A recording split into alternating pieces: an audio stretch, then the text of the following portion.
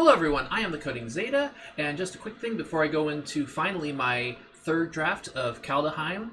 I finally got most of my files recovered, so I no longer have any computer problems. So I will be catching up on some videos I I've recorded back in February. So if you like what you see, please subscribe.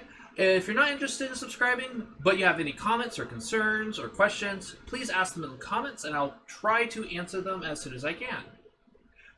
So this is just going to be an overlay for the second half of the draft, so I will let you get into it right now.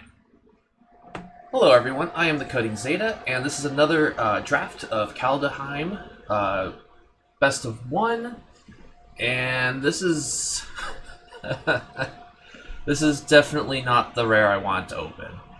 I mean, I've seen crazy god decks with this and constructed, but I don't. This would only be good if I wanted to go greedy, and only once I hit 6 lands. And it comes in. It's a green source that just comes into play tap. So let's look at the other cards.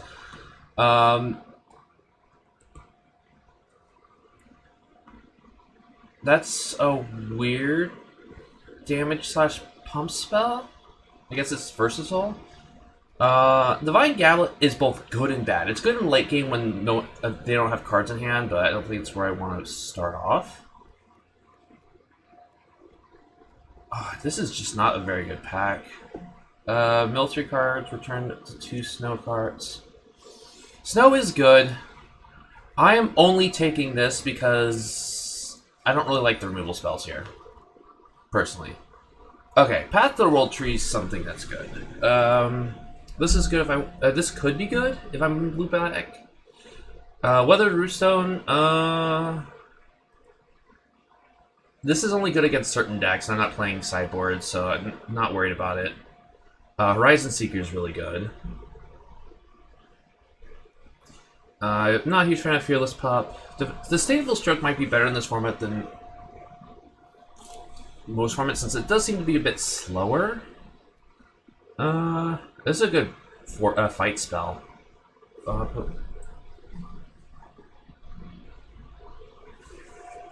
And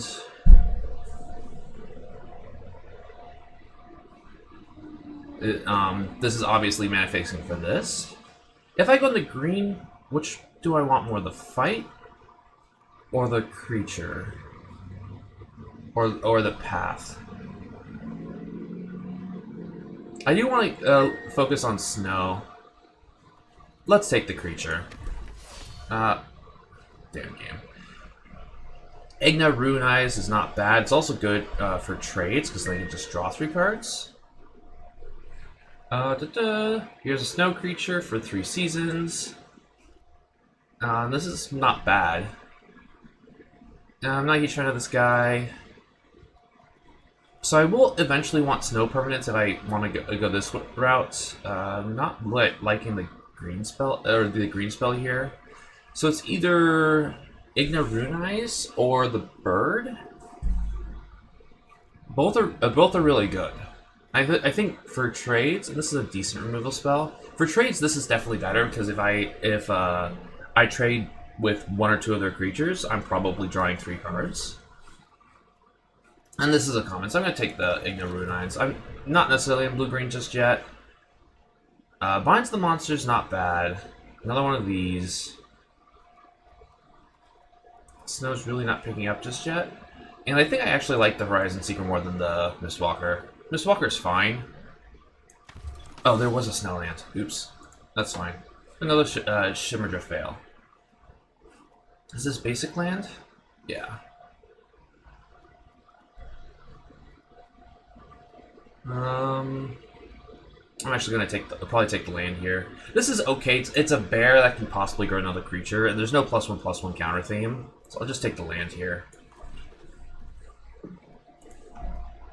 Not immediately liking how this draft is going.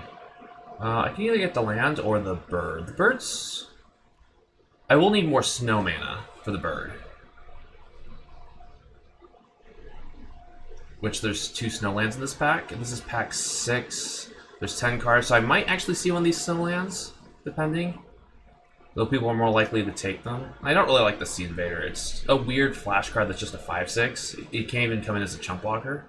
Or as a surprise blocker, so I'll take the bird.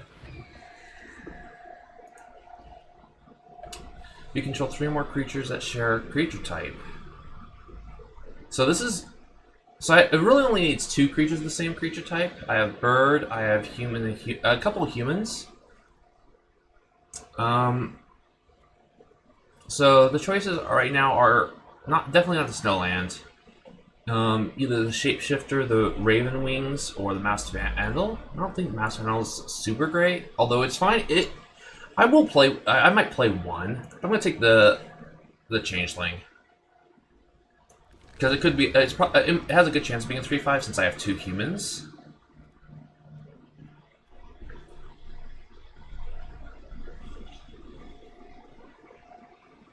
Let's see if I can get some more snow permanents to wheel. 1, 2, 3, 4, 5, 6.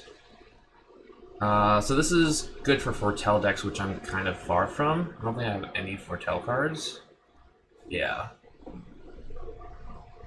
This is meh. This is really good, but I'm far from white. I'll take another Snowhawk. Probably stop at that.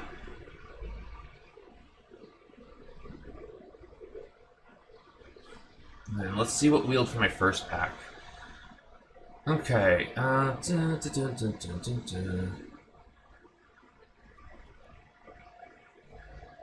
mean, I'm far from a double white here. I do have the Horizon Seekers, but I'm far for casting double white. I could either take the Invader or the Pump Spell, and I think the Pump Spell is probably just going to be better than the 5/6 flash 6-drop. I mean, it's fine if I have a bunch of counter magic. So I either take the Disdainful Stroke here or the Snowland. And honestly, the Snowland's probably going to be more important than a random Disdainful Stroke. Like, so far I'm really liking what I have. I don't really need to get a Snow-Covered Swamp. And I think the removal spell is fine. I actually have a couple 1/2s, so them having a random 1/1's not 1/1 flyer is not that great for them.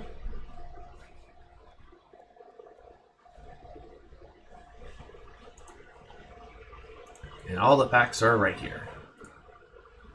Pick 11.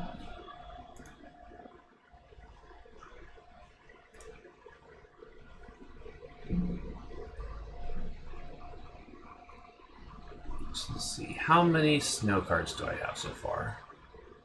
1, 2, just, and the 2 lands.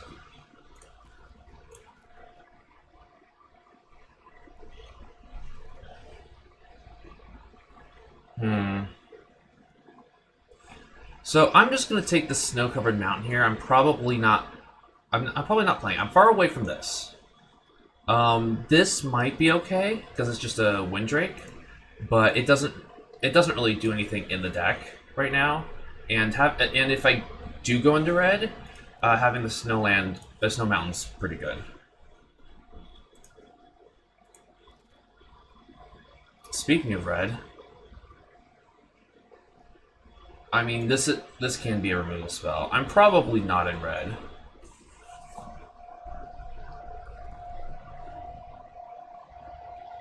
I will take the Snowland, though. Does give the option of going to red. Okay, so I'm in snow. So this might actually be pretty decent. And I might be able to actually splash black for the artifact. Get some value there. So this is actually a pretty good pickup on either side. This is a good removal spell. I don't think I really have a tribal theme going on. This is snow permanent itself, so I can get caught from this. I think I am going to be taking this. What else is in here? Feed the Serpent, which is fantastic. Snow Cover Forest, which I'm not taking over this. Same thing here. So yeah, there's a number of cards I want from here to wheel, but I'm definitely taking the god. Ooh.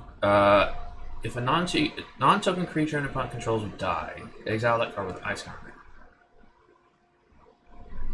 You may cast spells from wrong cards and exile your opponent's own with ice counters on them, and you may spend mana from snow sources as though it may. Okay. So this is pretty good. What else is in here? I Saw It Coming, which is actually pretty good counterspell in this format, because you can just foretell it and then you just have to leave up 2 mana. It's not like normal cancels. But do I want to take it over this? This leans me towards Sultai. But I don't have a whole the only problem is I don't have a whole lot of removal. So I think I will take Saw It Coming. Like, this is good. Actually, with if I go with the artifact side, I can get this back if it dies. So, come on, game. Return of the Tide. Jarl is pretty good. I'm actually moving to Sultai here. Do I have any? What lands do I have? I don't really have any. I have Shimmerdrift Veil, so that's good for mana fixing. I'm not a huge fan of the Shapeshifter. The Zombie. So Jarl is actually pretty good. So is this bird. And I think I do want some more removal, especially with Dogger. I'm probably not playing this at this point.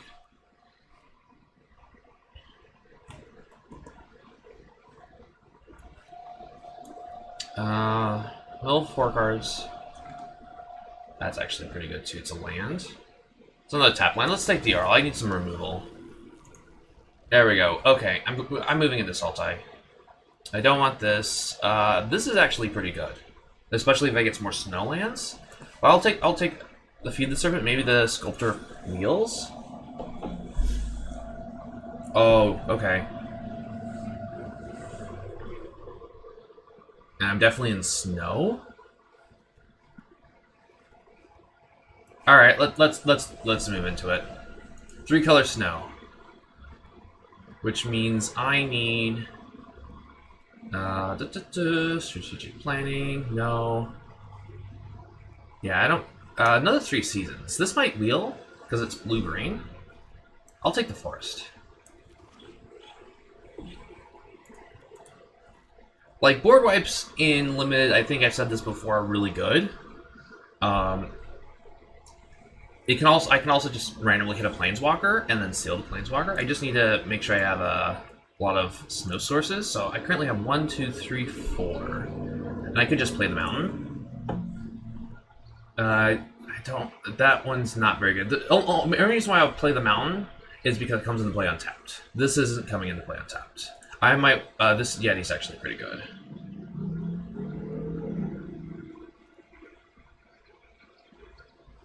Yeah, I'd rather have the Yeti than the Mentor because I am going to be focusing on snow sources if I can.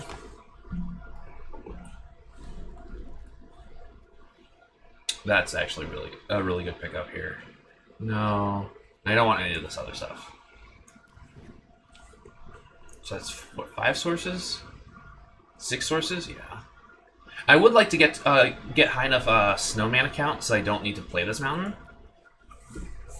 I wish I picked up that Snow Swamp pack 1, I think. My memory's not the best, but I know I passed on one of those Snow Swamps. Da-da. So the problem now with taking another Raven form is, I mean, it's not the random 1/1 flyer, is because it doesn't work with the Necromancer. So I can either get another Seeker, which is great, or I get Jarl of this Forsaken, which is a creature and a removal spell, and I think I'll take that.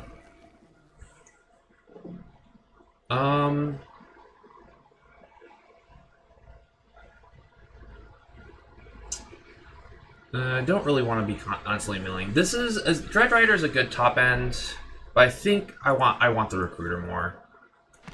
Neither are super fantastic, but the Recruiter's better. So I could take the Return Upon the Tide.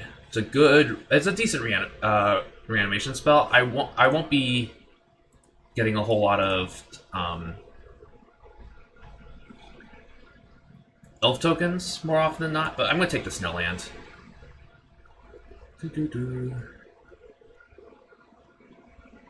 Yeah, I'll just grab the spider. It's not fantastic. Yeah, I'd rather have this because it's a snow enchantment. I don't think the 3C. Oh, it wheeled. So I didn't get the elf back, unfortunately. Oh, this thing's fantastic. Since I'm gonna be, I just have to clog up the board, and then my opponent can't attack, and I just gain 2 life a turn. And then once I'm above 20, I start drawing cards. What do I want to wheel? This isn't that great. This is okay. This is really good with the Necromancer. So I might actually want this to wheel. And then I want either the fight card or the snow-covered forest to wheel. Don't really care about anything else, but I'm definitely taking this. I'm definitely playing some sort of mid-range deck. This thing is fantastic, especially since I'm going for snowlands. This is decent in the right deck. It's too many red mana. This is fantastic. And then I guess I want the Horizon Seeker to wheel. So yeah, this deck's gonna be really good. Ooh, hello.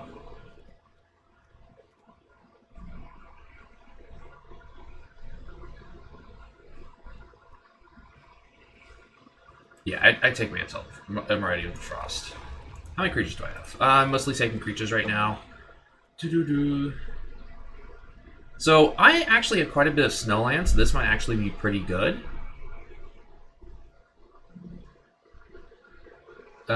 What else can I play? It's also a decent blocker. This is pretty good removal spell. It's uncommon. This might actually wheel. The only problem is I don't really have a way to get a lot of tokens, so this might not be super fantastic.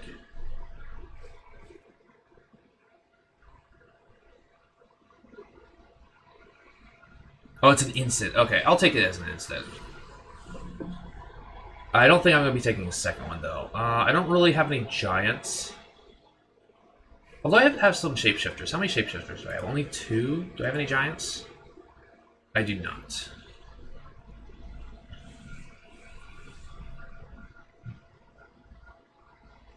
So I don't really want that. Oh, I probably want the snow-covered swamp. Yeah, let's take the swamp. We have to make some cuts, but this deck's looking really good.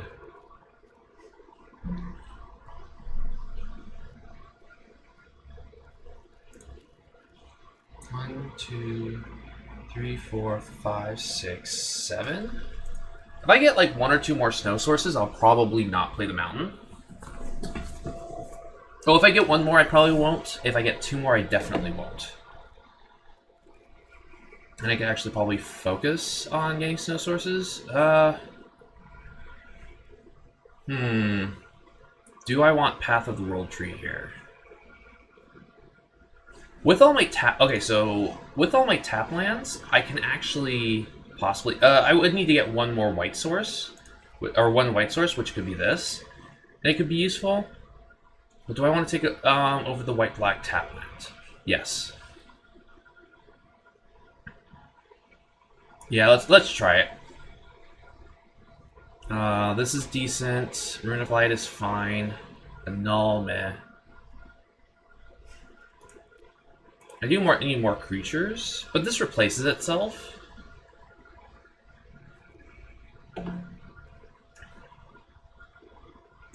Actually, I'm going to take the Mentor.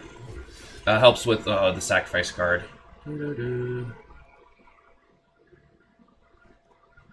That's okay. Oh, another Jarl. I think I'll take the Jarl.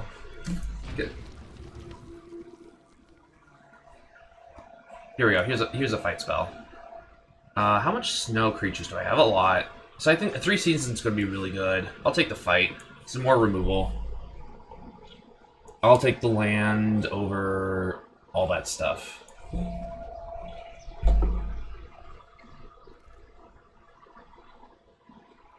I'll take the Mentor. What's actually nice about the Necromancer is if I do cast Blood on the Snow and destroy all creatures. I'm pretty sure it still triggers. Let's get the floodplain. We're definitely gonna be a slow deck, so I'm gonna prioritize removal spells. I got plenty of creatures, so I think this is going to be great. No fun. No random fun for people. I'll take the Firewalker. What? No one's in red? Firewalker is fantastic.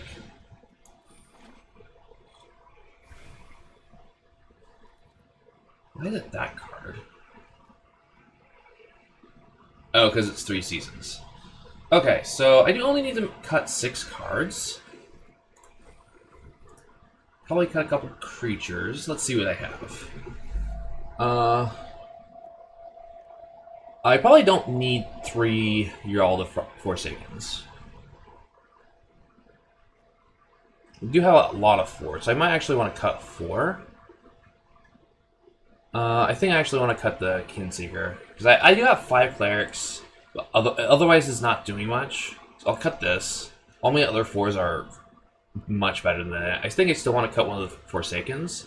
Unfortunately, this actually exiles, so it doesn't work with Draugr Necromancer, but that's fine.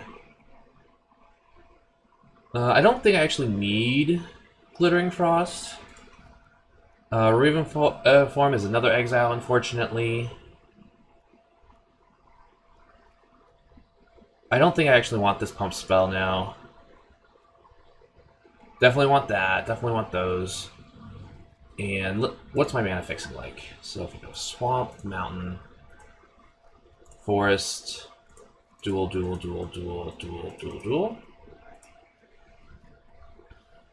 I have plenty of red sources. How many Snow Everlands do I have? 1, 2, 3, 4, 5, 6, 7, 8, 9, 10. So because...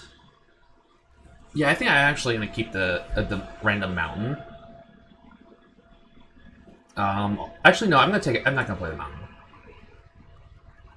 9 snow sources is fine. I have ways to get my other snow basics, which I actually only have 2. Don't really need a lot of double black, so I'll play the mountain. A little greedy, but Path of the World Tree is pretty good. It's a decent removal and draw spell in green, although I guess it's technically 5 colors.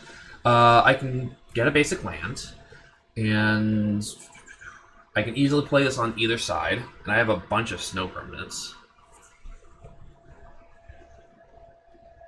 How many snow permanents do I have? I have 1, 2, 3. Can't play itself. 4, 5.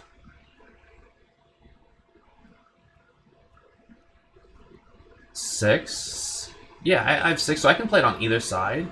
Otherwise, it is a 3/3 that untaps everything.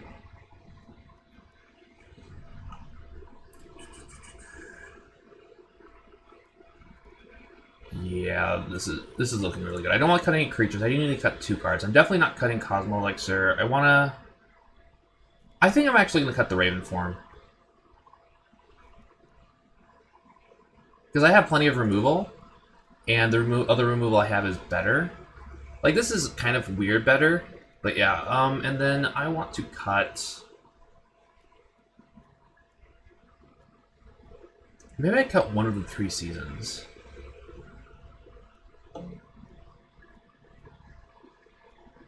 So what are my non-creature spells? Oops, that's not what I wanted to cut. Definitely not cutting that. So I'll put removal in one pile.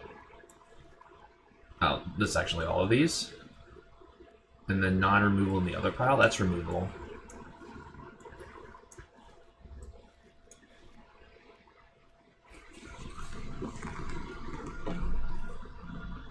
Yeah, I'm gonna cut one of the 3 seasons. All the other cards are just that much better, and it's also not snow, so it's not losing a lot from some of my other snow things. I only get 2 of those. Path of the World Tree, I can actually activate it. Cosmo Elixir is fantastic. Solid removal spell, decent removal spell. Probably fine. I could just sacrifice my two worst creatures, and since I have Blood on the Snow, Dragar Recruiter, and the Rime Staff, I can actually get some of my snow permanents back, and I don't mind sacking these. Yeah, this deck's looking fun. Although it is kind of slow. No, I think this is fine. It's a little slow. But I think this is gonna be fine.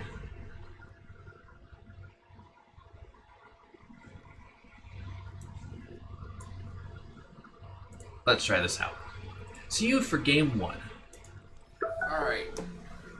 Game number 1 with Sultai Snow. As I put my hair in a tie. My opponent's going first, which is unfortunate. There we go. And my opponent's taking their time. My opponent's AFK. Like these games start fast, so I don't understand whether. There we go.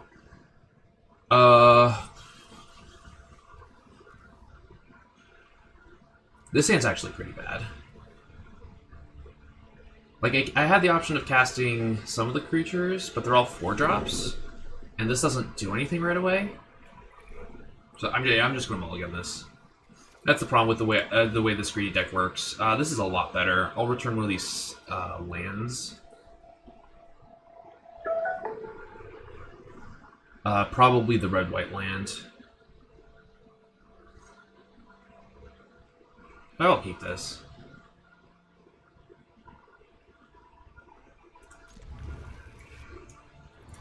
I have 3 seasons. I have Jorn. I can either put Jorn as a creature to block. That's gonna be good on 3.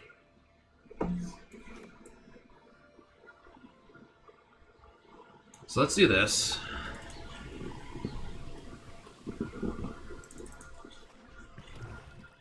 Red, black. Okay, that's fine. I will need another creature for this. Okay, I'm gonna actually play the Path to World Tree here. Let's get a snow-covered forest. I never actually. Wait, did I not? Am I not playing a snow-covered forest? Did I forget to put that? Oh no, it's right there. Okay.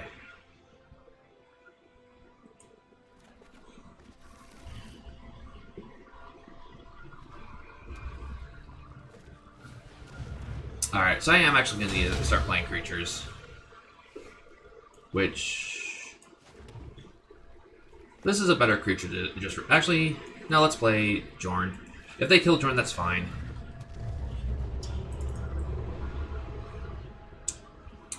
But if they don't... Like, if they just attack, I'll fly into the removal spell. Okay. Do they have Berserkers? These are definitely Berserkers. So they're definitely going to draw cards. Oh, yeah, I'm not going to attack. I will be fine with not playing that. No blocks. That's unfortunate. Let's play... the Horizon Seeker.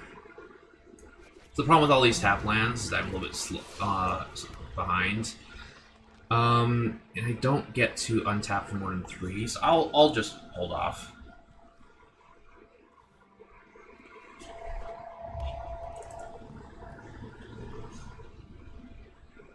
I don't need to be attacking right now, so I will definitely trade. All right, so they might just be drawing cards here. Yeah, they're just drawing cards here.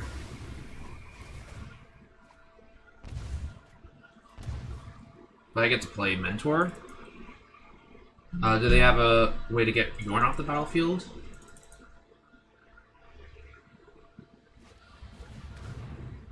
No, they're just going to return creatures.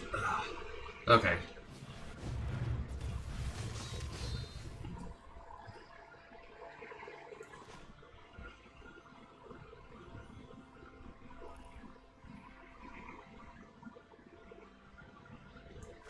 I don't... Actually, I probably do want to put this on red now. Because in 2 turns I'll have access to that. White, green, black, blue, red. White, blue, black, red, green. Yeah, so let's put this on red. No attacks. And then next turn I can clone this. I have to discard a card. Yeah, I don't need this 3 seasons. I need the land.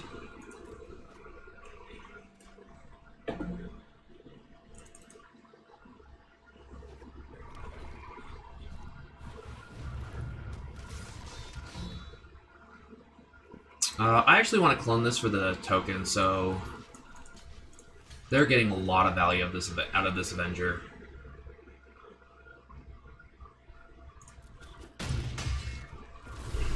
But I can't. I can still. I still have the option of drawing my board wipe, which will be good.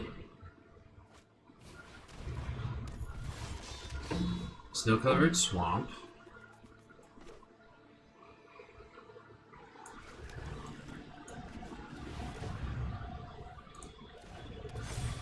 So I do actually have access to this next turn, and let's not attack. So I might actually be in a place where I've stabilized if I can survive 1 more turn.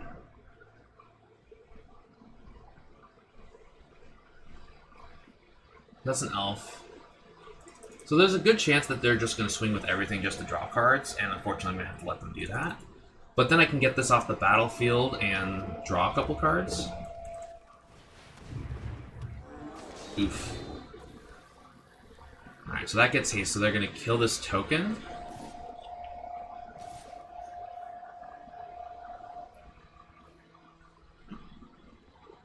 Really? They're not going to kill the token? In that case, I'm just going to block... this doesn't have trample. And I'll trade here. Because now they'll draw 1 less card because of that. I mean, I guess they can just ping me. Yep, that's fine. We still draw a card. I got a Yeti. Kill that. What? Oh, target opponent first.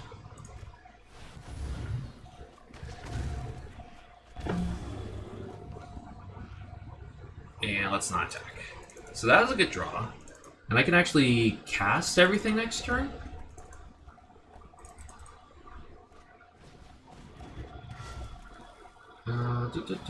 Haste.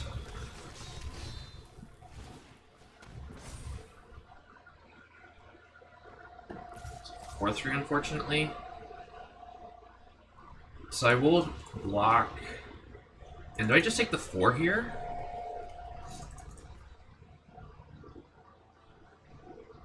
Yeah, I'll just take the 4 because next turn I can play the Yeti. Fight this. And then I have blocks for that. Blocked. Yeah, so let's just take the damage. So I'm going to 6 here, which is unfortunate. That's going to be good in later turns. So let's...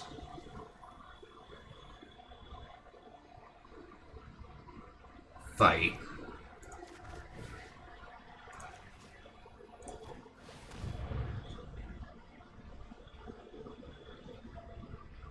Now this will be a problem if they have... Oh, no, they don't. Oh, sure.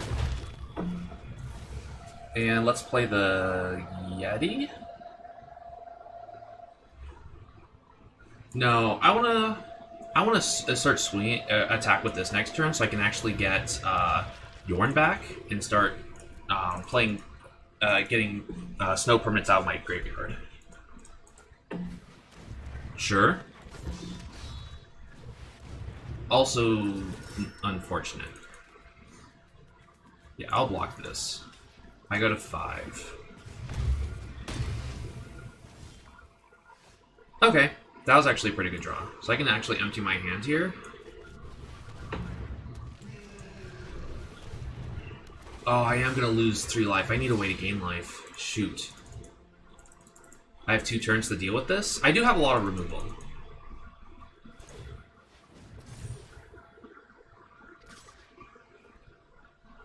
Alright, I just have to block. I take 1. I might actually just be dead here if I don't have a way to gain life, or remove this right now. Or even then.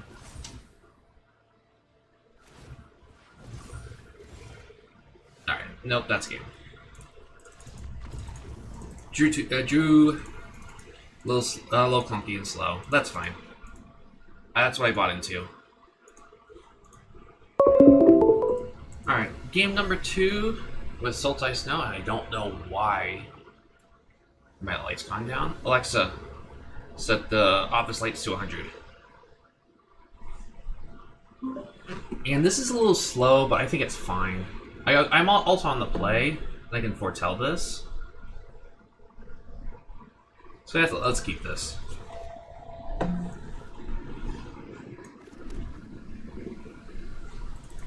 Rune Eyes is going to be good.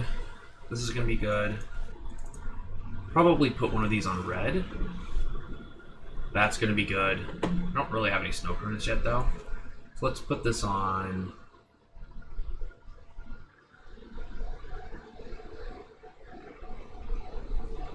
Let's put this on green, just in case I draw that 2-minute enchantment.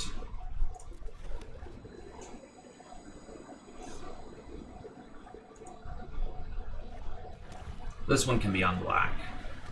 Sure.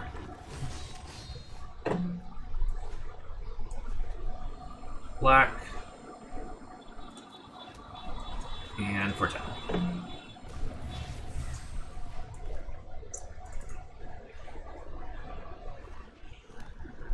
So I have an answer for this. I have an answer for that. Someone's honking their horn like they're important. Let's play Rune Eyes.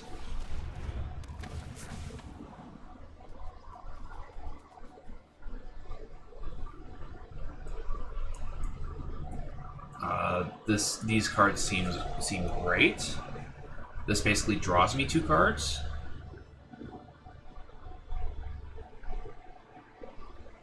Although,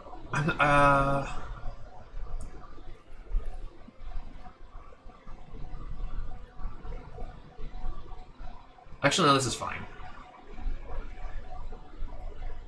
I can figure out how I'm playing some next turn. I have a land drop already, so...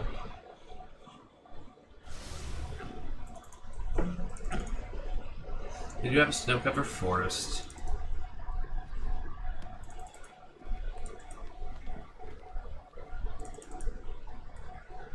I mean, if they pump this and attack, that's fine.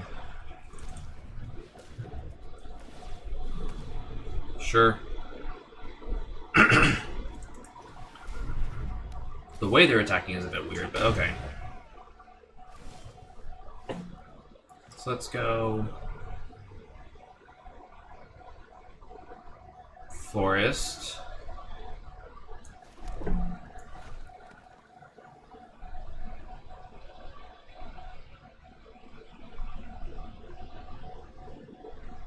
Three seasons. Do I want to play this now? I'm not in a lot of the I'm not in a under a lot of pressure.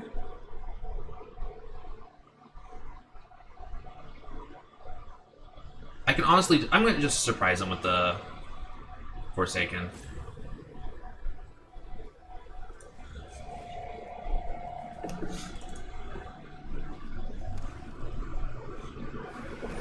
Replicating Ring is okay.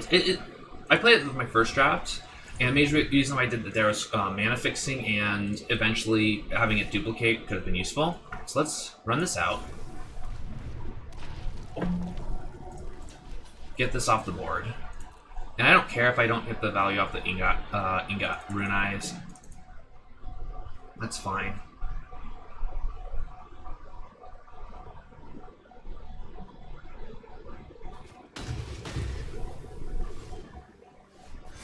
Oh, that's gonna be good.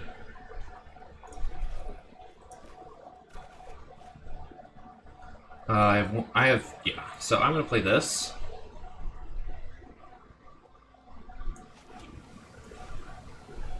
play the Necromancer.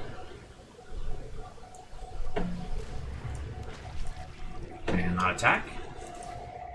And then next turn I get to wipe the board, get the Necromancer back, draw 3 cards. And I don't want to put the Force back, but I don't get a choice. Each graveyard. That's fine.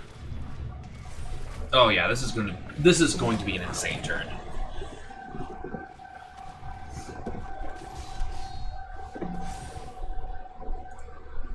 Done.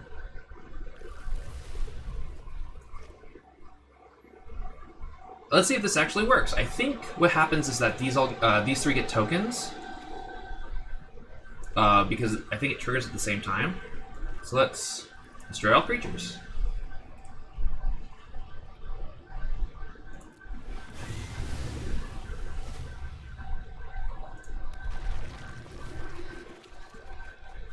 Oh, yeah. That's what I wanted to happen. And I probably just dump all these cards and just to get the value, because I think it only matters. Yeah, that's fine.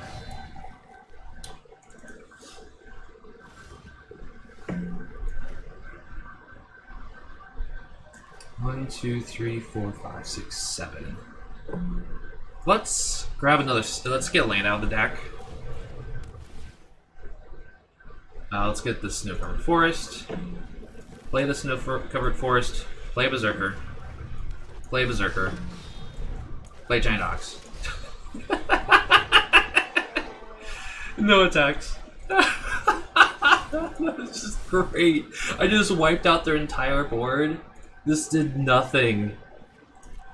Made that do absolutely nothing. Stole their creatures, got my creature back.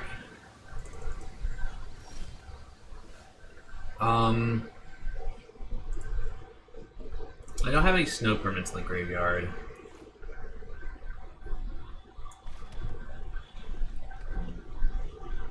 Yeah, I don't need this as a creature, so let's play this as the staff. Do I not have double blue? I don't actually have double blue, so I can't actually play Moria here. That's fine.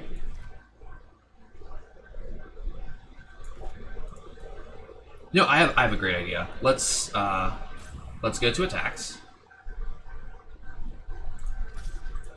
Let's see if they trade.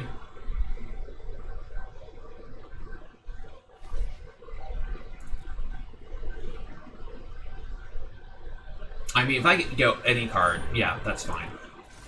I got a card out of that. Oh, damage.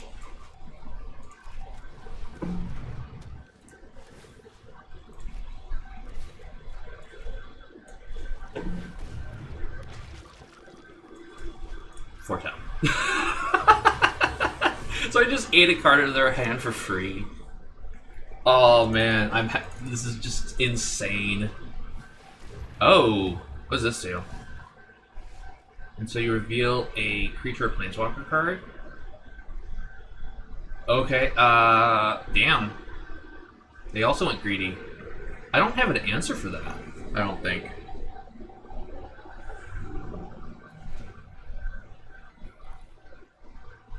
But I can start attacking for 4. Don't actually need the Snow-Covered Forest.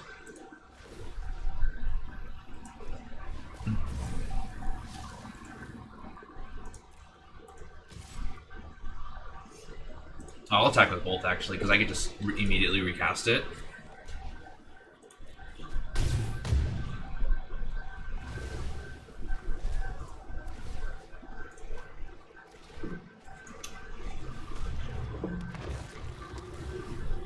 Alright. That has Flying Trample.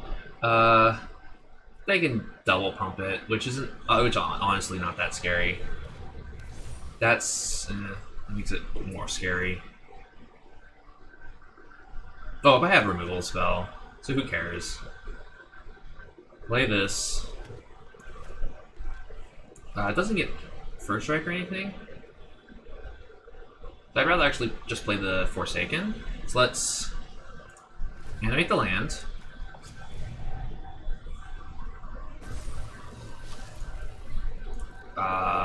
I can just attack with everything.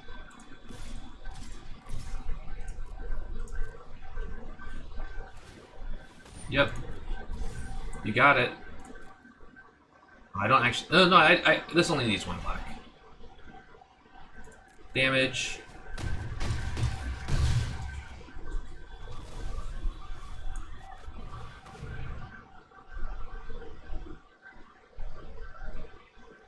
Yeah, I'm sorry, opponent.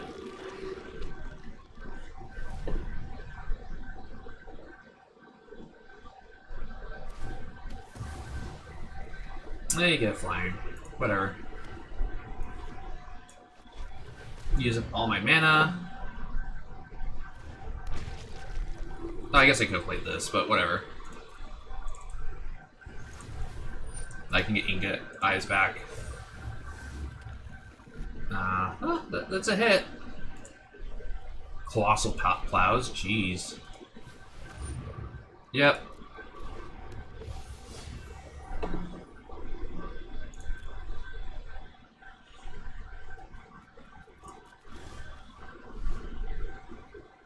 I actually have the mana for this now. Do I have the mana for everything? 1, 2, 3. No, I don't think I do. So let's just get the flyer off the battlefield. Does this untap? And he gets haste though. Oh, I get to finally do this. Just attack. Yeah. Oh, Blood in the Snow is so good.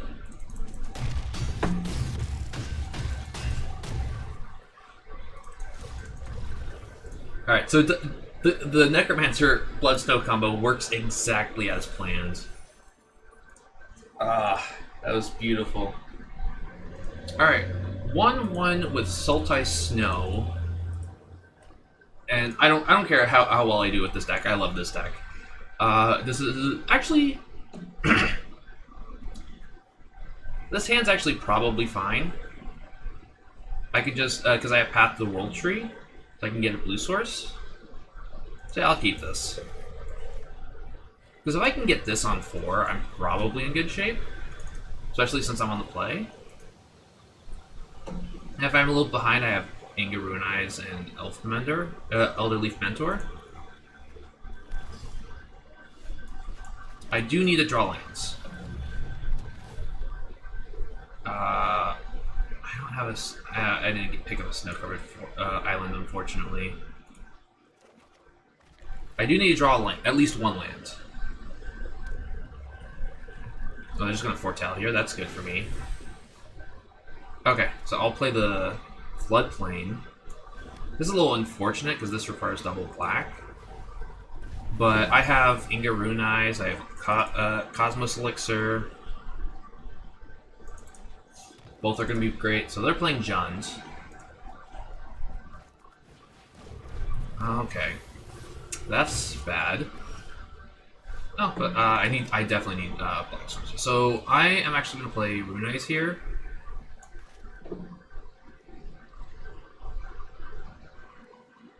Actually, no, let's just play the Elixir. Because I was also at the beginning of my end step. I thought it was upkeep. Because it's going to negate this creature, and then next turn I can play Mentor Inga Ruin Eyes. The only problem with playing Inga Ruin Eyes second is that if I miss a land drop, I'm in trouble. Oh, they're just going to take out the Elixir. Oh well. That's really unfortunate. Oh, I drew a forest. I need to get to double black somehow. So both the Shadow and the Blood on the Snow is going to be really good. Ooh, these are all bad. That's just too slow.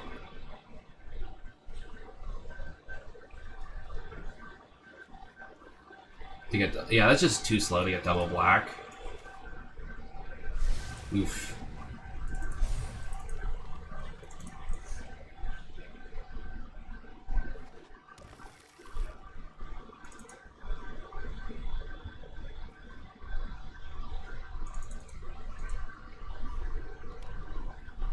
But I'm really only worried about this guy at the moment. And it's got flying, so I can't really block it. Ugh. I'll get rid of the recruiter.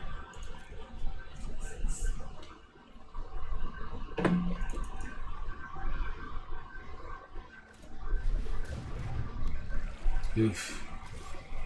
So they don't have a crew 3 for that yet. There's the first one.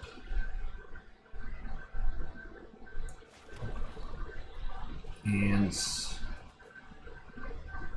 actually any untapped land triggers Path to World Tree, so that's also a plus. Play Elderleaf Mentor. And pass. So the good news is they can't just flat out attack with the carve, because I will just double block it and draw 3 cards. Draw 3 cards with 3 more creatures die this turn. Yeah.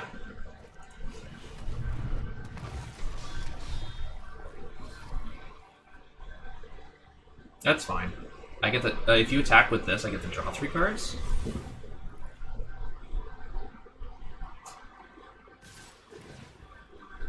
And because they actually have mana up, I am gonna triple block just in case.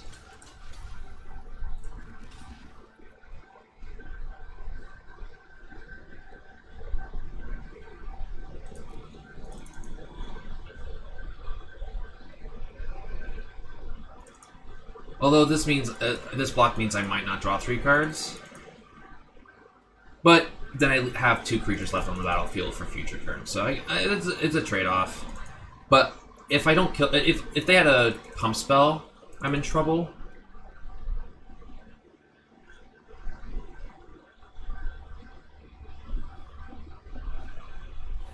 Or they're just foretelling. Oh, they're just killing these. Okay.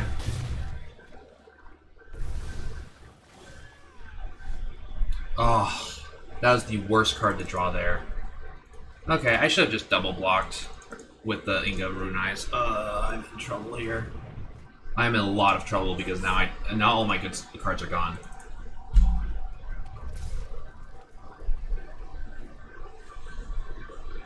Right, no point in blocking. That's something, at least. And I don't think I can play on the snow side, so yeah. No attacks. Maybe I shouldn't have played around the pump spell. Maybe that was a mistake.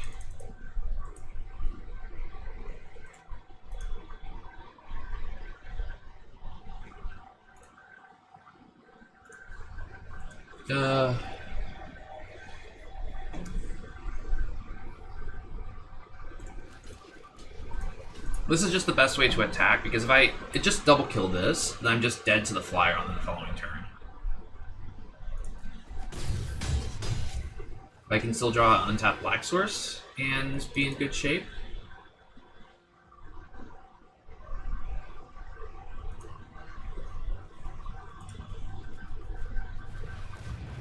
Death Touch. Okay, that's a problem.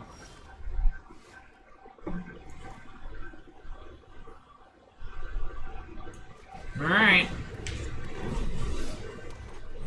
No attacks. Wait.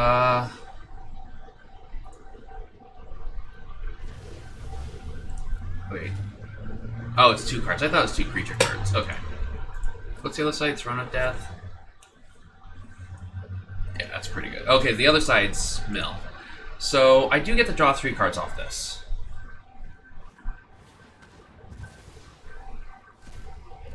Now I'm just in a lot of trouble. Because I'm pretty sure I'm actually just dead. Because I can't actually wipe the board. Even if I draw a swamp, I'm dead. Yes, the bird was very useful game. Alright, 1 and 2. I probably should have just only double blocked with Inguise, but if they had a pump spell. Ugh. Alright, game number 4. Not off to a great start, 1 and 2. Maybe I shouldn't have played around the pump spell or removal spell, but this hand is fine. I'll keep this hand. I just need to draw a single land, and then I have a lot of good follow-ups. Surreal Penguin. Oh, no blue source. Foretell. So I want to try to keep my health up enough so when I play this Cosmos Elixir, I start drawing cards. Oh, they kept a 1-land hand? No, they didn't. Okay. Phew. I was honestly about to be really sad for them. So yeah, what I'm going to be doing here is I'm actually just going to trade with the Shieldmate, with the Jarl. That way I can just play this Elixir. Like, this isn't the best use of the Jarl, but I'm going to start drawing cards with the Elixir. So even if this survives somehow, I'm drawing at least one card off the Elixir. Actually, no, I'm not. I'm getting up to 22. That's the important part. No, it's not. It's the important part. Oh god, this draw is kind of awkward. So let's play the Elixir. This at least slows them down. And then as long as I draw 2 more lands, I do have a board wipe.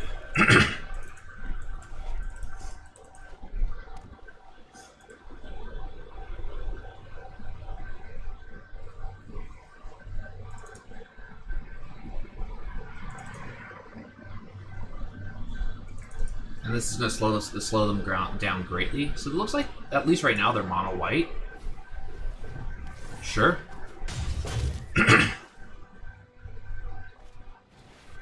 Damn. Alright, well that's kind of awkward. I'll play this on green. I'll play this just to get tapped down and eat their mana, but that's fine. And if I draw any untapped land, I just wipe the board. Do I have enough snow mana? No, I will need one more untapped snow mana to get this back. Or to get back anything, really. Yep, I get stabbed.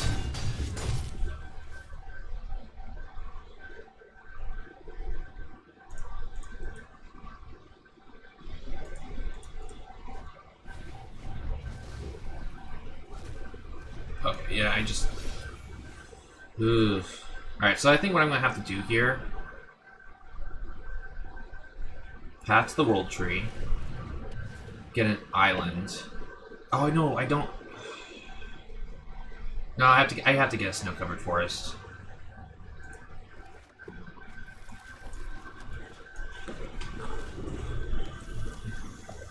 Let's not attack. This does force them to use up all their mana this turn, and then I get to wipe the board, get my Necromancer back, and have all of their creatures I can cast on the following turns. Okay, so they're white-green.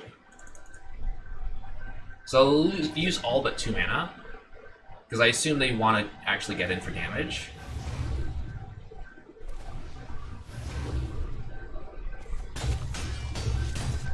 So I go to 7. They're going to foretell something. I'm going to draw a forest. Actually, let's attack.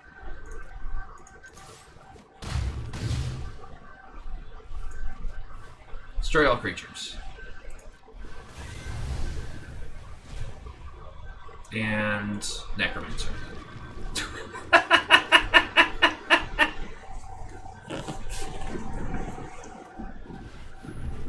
Yep. I am at 7 mana.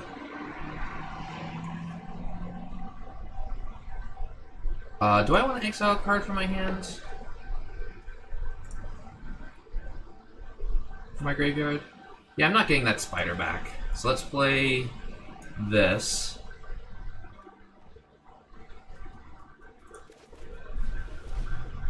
Exiled the spider. This allows me to foretell this turn.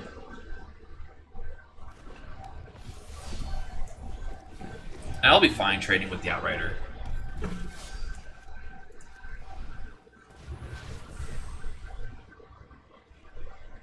Let's not attack. So I gain 2 life.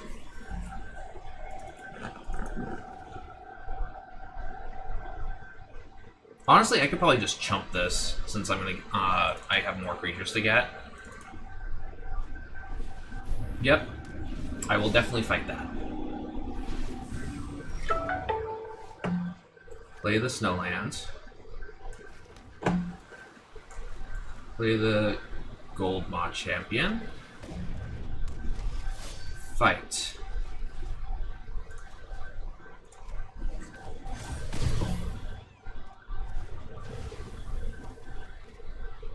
Pass. And then next turn I can actually use this shoot down the token. That's annoying. Oh, that's fine. So I can't shoot that down. I can make a bear.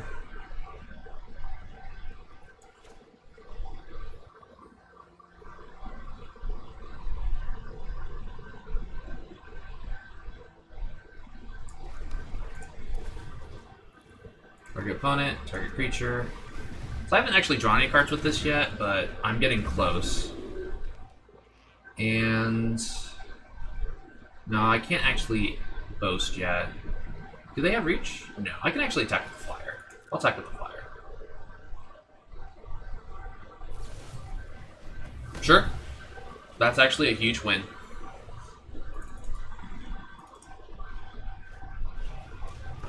That's not very good here.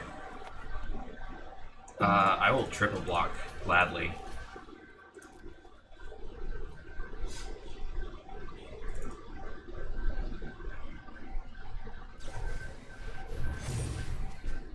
Sure. Now I play a forest. Playing the Avalanche Caller is probably better right now. And the elf.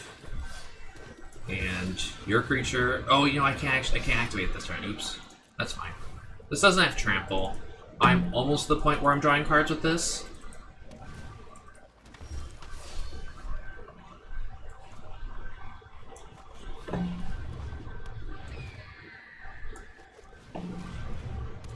And I don't want to attack here.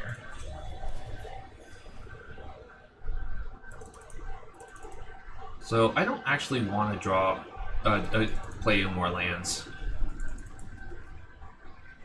Actually, this can get me a land. I can discard it to draw a card.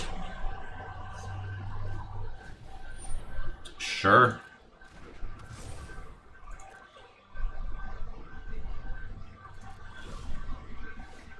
Oh, that seems really good here. So let's mill a couple cards. I got a couple of permanent cards. So I don't actually get the Blood on the Snow. I get at least one card. So let's attack with the Snow-Covered Forest.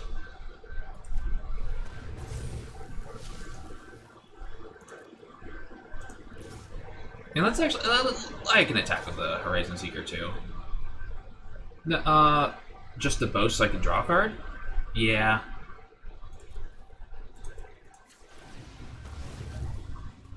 I'll get a Snow-Covered Swamp, so I can possibly get the Snow-Covered Swamp back too.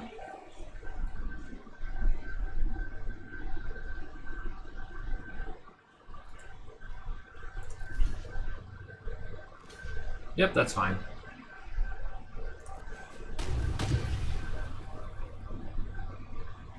And I'll pass.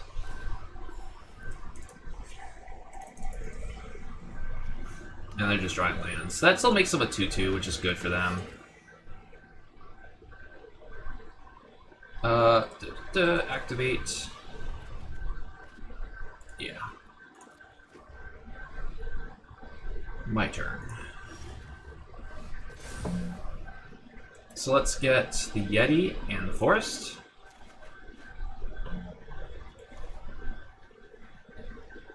Play the Yeti. Play the Recruiter. And then pass.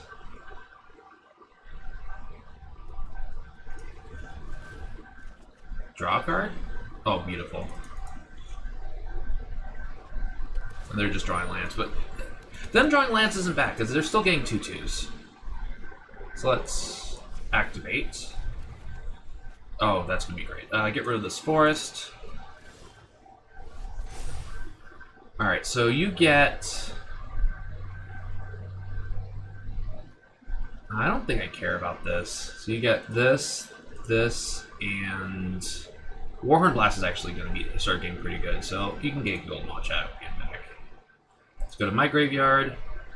Let's get Inga Runais. Let's get Path. And let's get Struggle.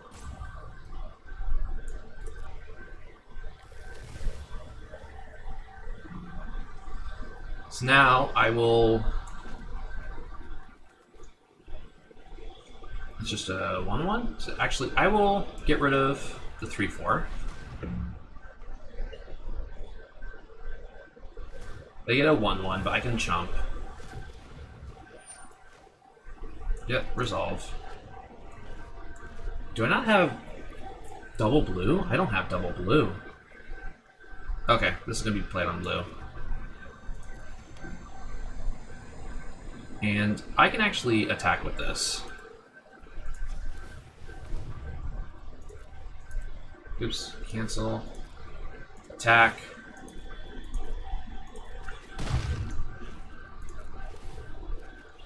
Draw a card. Ooh. I will definitely discard that. Okay, you got the flyer back? Sure.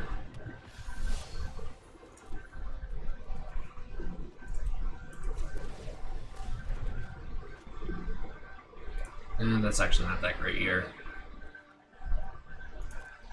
We'll be good with Ingais. That's about it. Let's clone the Yeti.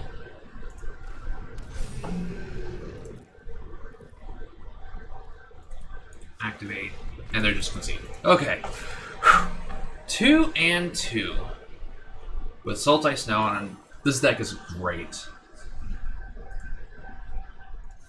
Alright, so this is game number 5 for my third draft. I believe I'm going to be pitching this hand here because I don't really need the red and I can't actually cast any of my other spells reliably, so I do that. This hand's actually much better. I have Pilfering Hawk to help draw card or filter cards either right at the beginning or later in the game. Frostbite Yeti is a good way to finish, and the God there. I believe I mostly played him as the artifact throughout this game. Throughout the draft, because it just generates so much value by bringing all my snow cards, eventually all of them back. So I have a couple of options here. I can either play the Pilfering Hawk to ensure that I get my 4th land drop, since I have only got 3 right now. I decided to actually play the Hawk here, because I really do want to hit my land drop so I can eventually play the Cosmos Elixir. I can play the Frostpeak Yeti if I decide to. So playing the Hawk here is probably better, especially since like Avalanche Color is like the only super aggressive card I have. Okay, so they foretold Oracle. They're foretelling a second card not getting any value this turn.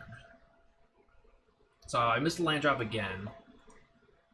So what I'm probably going to be doing is just playing this Floodplain and passing. I don't know what I'll discard just yet. But playing the Avalanche Collar when I might miss my 4th land drop probably isn't the smartest plan. I'm not going to be blocking with this Hawk, so I'm probably taking 3 on this next turn.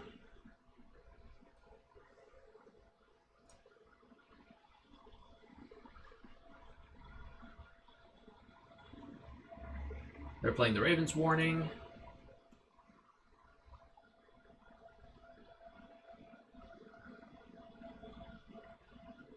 expect to be... Oh, okay. So, trigger Doomscar. They got free Foretell spell. And I'm just going to do this during combat. Yeah. So I missed... So, definitely good that I did that. Definitely good that I cycled it, because... Oh, there's my 4th land drop. So I would have missed my 4th land drop. And I probably want to be on the... planning on being on the defensive right now. Because otherwise, I'm definitely taking at least 5 next turn, because I can block the 1/1. And since I have the God, I can go for the long game play of just chumping, or not really chumping, but blocking with the Yeti, and then eventually getting it back with the God.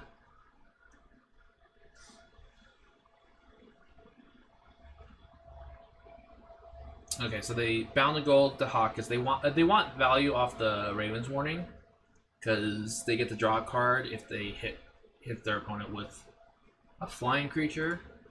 They did not want to make the trade with the Oracle.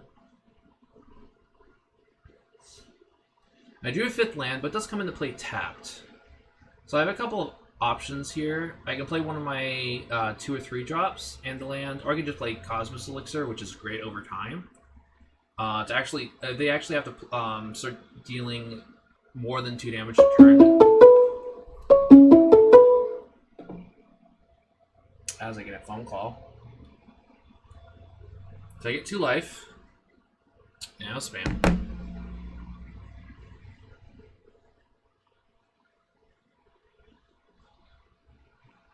So right now they're deciding what from their sideboard, if anything, to put on top of their deck.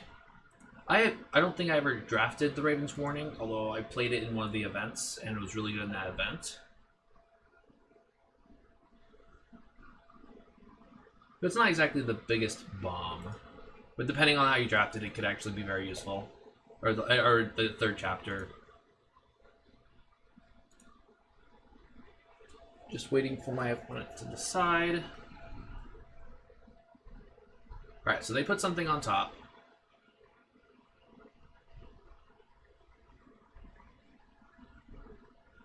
They're still taking their time. Rally the ranks. But they have 3... the problem with this is... I don't know what their deck list is, but they don't really have the same type or creature type on the battlefield. So they just pick bird for this 1/1 to make it a 2/2. But they probably don't have too many other birds in the deck. And now they're attacked with the Doomscar Oracle, which doesn't make a whole lot of sense if they weren't going to attack that last turn.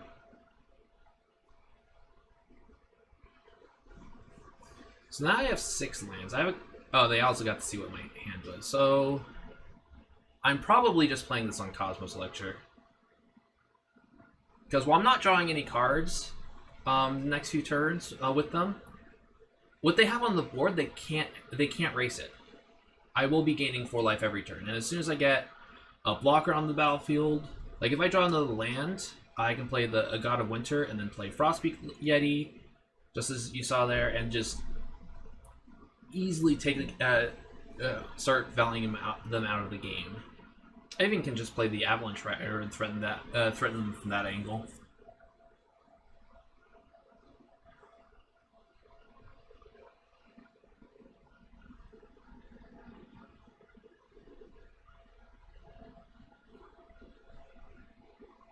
I don't see why my opponent wouldn't attack here. They're just trying to decide what card they're playing this turn. See if that's another Doomscar Oracle, or if that's a Counterspell. They have a lot of good options. Or a lot of good options I have to worry about. So, okay, they're just going to go ahead and Raven form one of my Cosmos Elixirs out of the way. Jarl the Forsaken is very... I was really a fan of Jarl the Forsaken. It's very similar to other effects, but the fact that you can, starting from turn 2, you can just foretell it,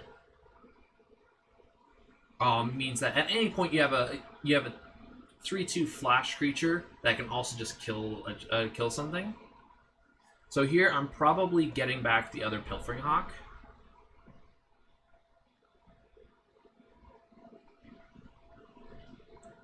Because what's also nice here is I can start discarding. Like, I can even discard or draw a card and discard Avalanche Rider and then cast it with the staff. There's no point attacking here. Oh, but it comes into play tap, so it's not the can't block that same turn, but especially with Avalanche Caller, I don't even need it to block. It's just gonna start making lands. Okay, so that's good with Foretell. I could block here, but I don't think I will because I don't need to. I'm still gaining 2 life a turn.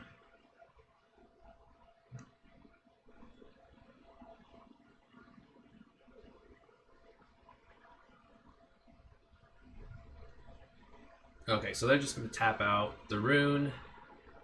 Unfortunately, I'm drawing quite a bit of lands.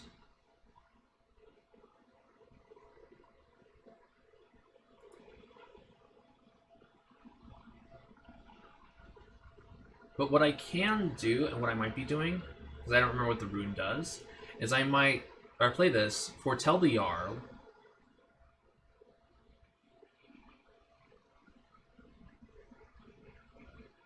I just pass. I don't foretell here. I can block with one of the tokens and then kill the Watcher with the Jarl. Probably should have foretold it, but I don't think it's gonna matter a whole lot.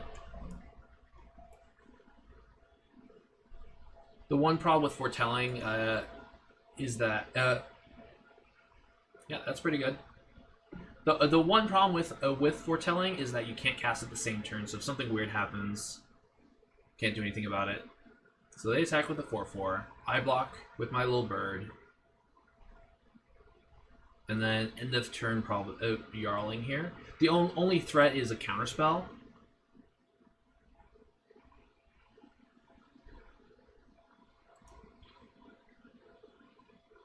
And that's unfortunate.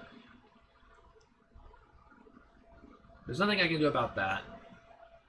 But it already generated some value.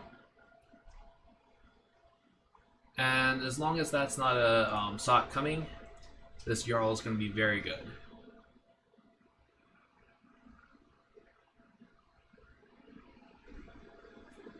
Fortunately, my plan with the Pilfering Hawk is no longer any good.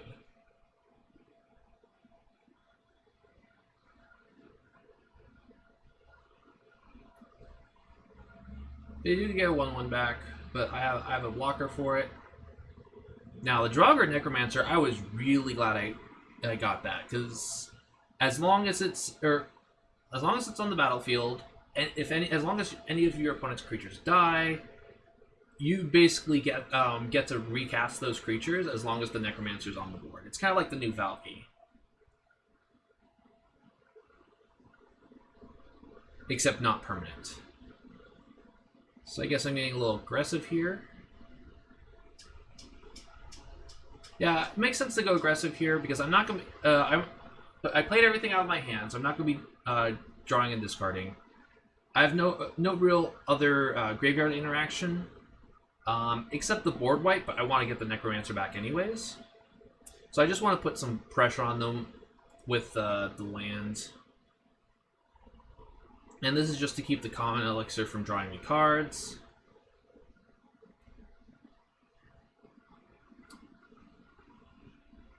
Now, at this point, Path of the World Tree doesn't actually... No, they say good games. No, it's not necessarily... It's far from good from the game being over. I don't think they actually can concede here. Or do I actually have access to all my mana? I'm counting my mana right now. White, blue, black. White, blue, black, red. Okay, so I can actually activate Path of the World Tree now, which is going to be great. Because I can just use the trigger to kill the flyer.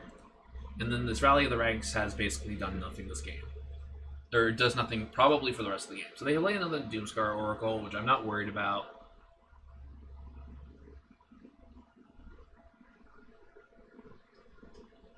This attack doesn't make any sense because I can just block with the Jarl. It's already done its job.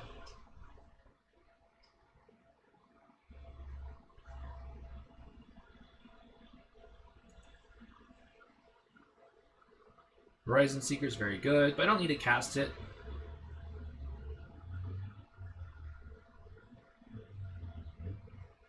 I have other options. I can kill the bird. I can kill the Doomscar Oracle. I choose to kill the bird.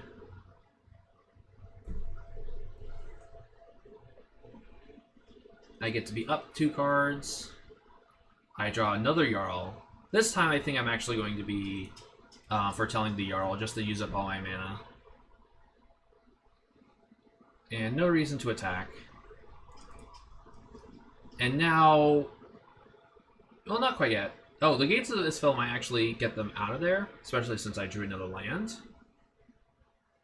But I can start attacking. The Cosmo Elixir is going to gain me 2 more life this turn. I don't need the mountain anymore. I don't remember how many Path of the World trees I have, but I also have the Alpine Meadow in hand.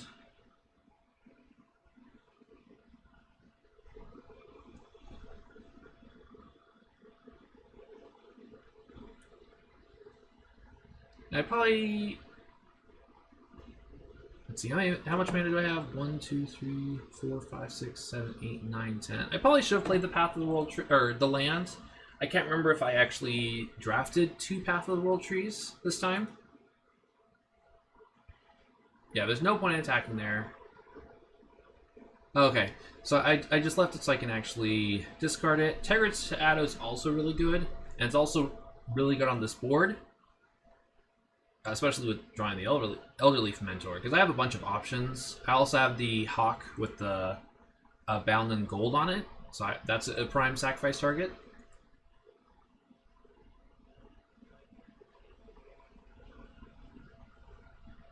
I assume I'm going to cast it now. Yeah.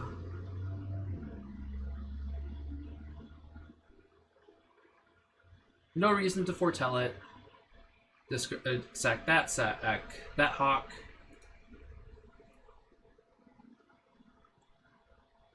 They sack the Flyer and the Doomscar Oracle. I get to attack, and the Doomscar Oracle is in a fine position for me to cast next turn. And I don't really have the best attacks here. I could attack with the Necromancer, but I think my idea there is that if they had some weird... like, if they had a pump spell, I could lose the Necromancer and then lose the value. And I'm not killing them this turn anyways. So at least attacking with these 2 3/2s forces my opponent to... doesn't force my opponent to block, but if they do, it will trade, and I will gain access to the Scarecrow.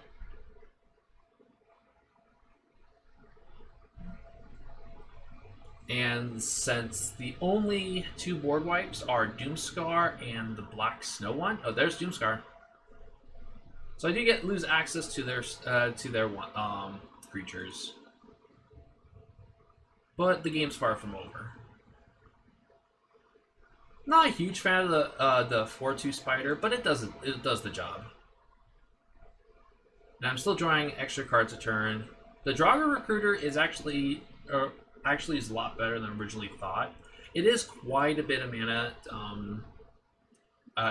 to raise dead, but there's another Bound in Gold. But it does give me the option of bringing back a ton of creatures, especially if I get the Draugr back. There's the Blood on the Snow. There's no point in casting Blood on the Snow here because I lose the Jarl and only get back 1 creature, which can then cast other cards because they still have the counters on them. But this is better. And I'm just drawing extra lands. This is better because I will be able to get more value over time. Okay, so there's a Changeling. Works with Rally of the Ranks, but I think that's the first creature that's actually worked with Rally so far. Other than that 1/1 token.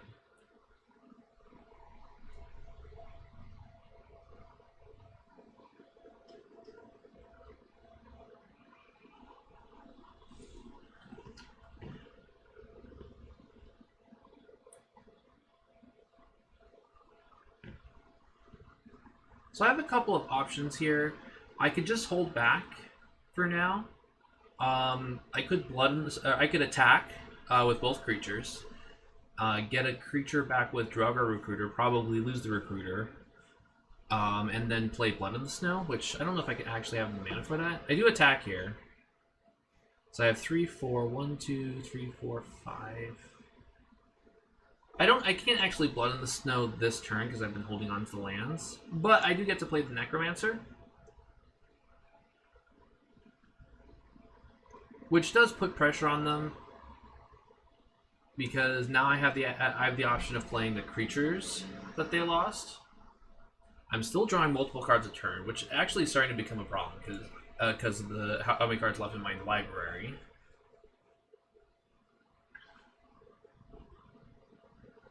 They do not have a second spell for that. Or no, I forgot when I drafted this. It's only when it's the second spell that it gets a +1/+1 counter.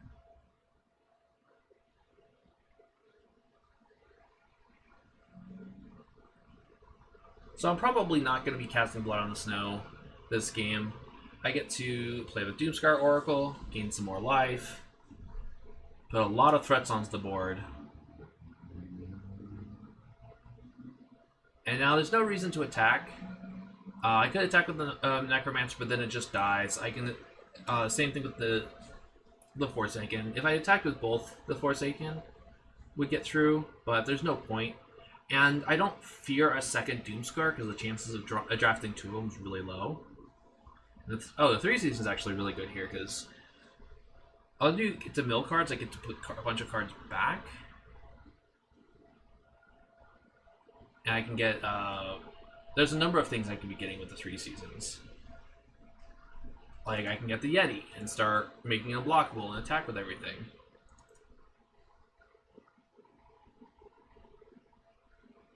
But I do just go for the attack here, let my opponent figure things out. So I lose the Necromancer, probably losing at least one other creature here. Or all they have are just Iron Verdicts.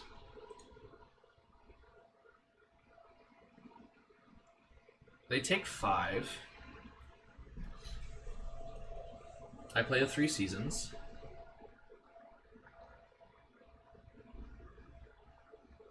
And I probably just pass, because there's no reason to Blood in the Snow.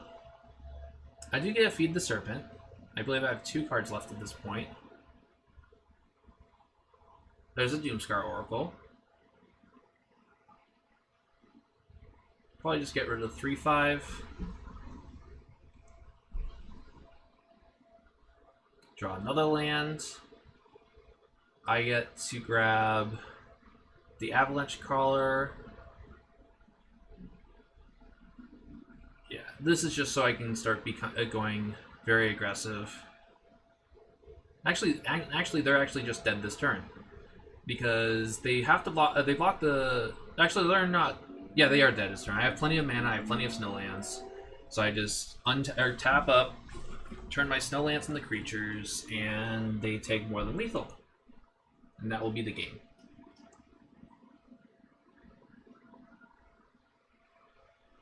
I think I'd do it one more time just to be on the safe side.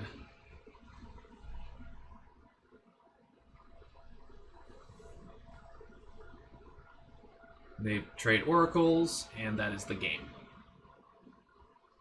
3 and 2.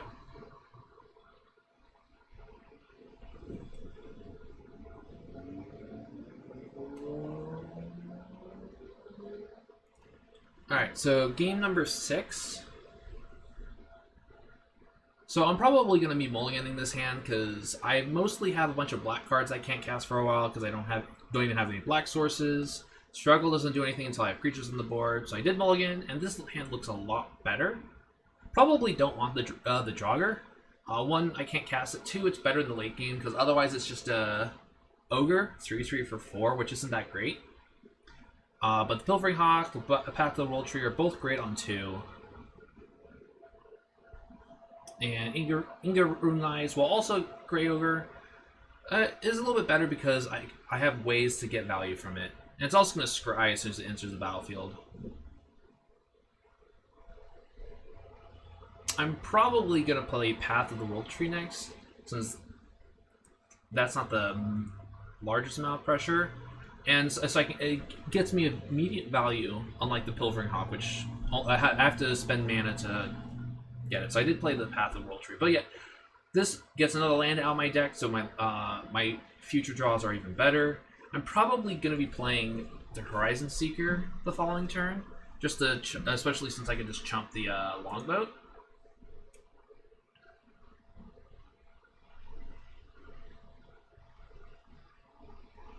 Since I don't have to be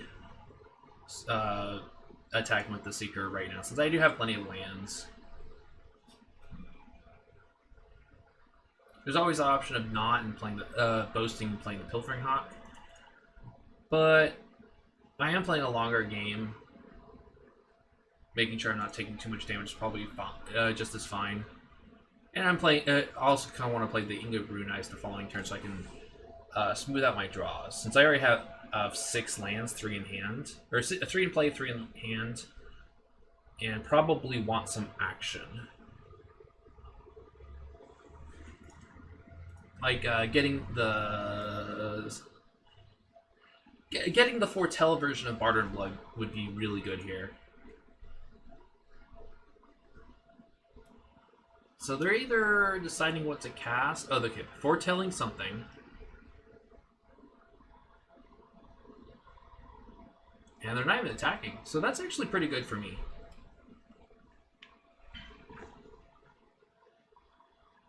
I'm probably still going to be playing the Inga Brunei's here, just so I can scry.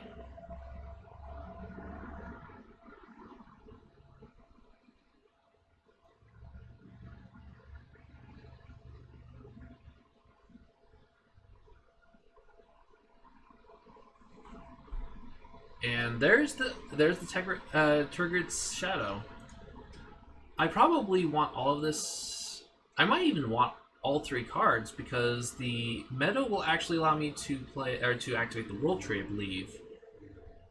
While I'm thinking, I have a green source, I have a white source, I do have a second blue floodplain in hand. I do keep all 3 cards. Let's see. White, blue, black, red, green. Yeah, so I will be able to activate Path of the World Tree while drawing the land. So I definitely don't want to play the Pilfering, or I'm definitely just probably playing the Tegrid's Shadow the following turn. And if they attack with the longboat, I'm definitely just going to be blocking, because I'm going to be losing the Seeker either way. This gives me the Longboat, the War Master, and the Seeker for my Seeker, Rune Eyes, and the Shadow, and then I'm going to draw 3 cards off the Rune Eyes. I don't know why. I don't know why I didn't block. Am I missing something on the Longboat? Funeral Longboat MTG. No, I don't know. I don't know why I didn't block there. I probably should have.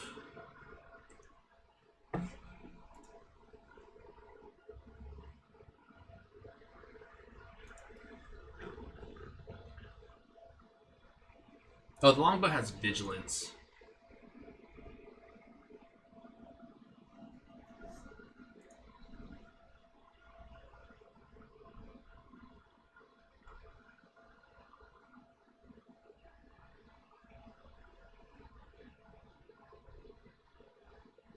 Yeah, I guess I'm just doing this now. This was a mistake on my part. I should have blocked with the Seeker, and then do that, because I would have drawn the 3 cards. I would have gotten all of their permanents off the battlefield. Now they can still attack me with the Longbow, but at least I still have options. Like in a couple turns, okay, they just play another boat. So to use up all my mana this turn, I could play the Recluse plus the Pilfering Hawk. Don't know if I want to play the 3 Seasons just yet, because I don't have any snow permanents in there. Okay, so it looks like I am going to be playing the 3 Seasons. And so I'm only going to be getting one snow permanent back, unfortunately. But I do get to play the land. And I got good blockers for the boats. I will have the option of shooting something down with the Path to the World Tree.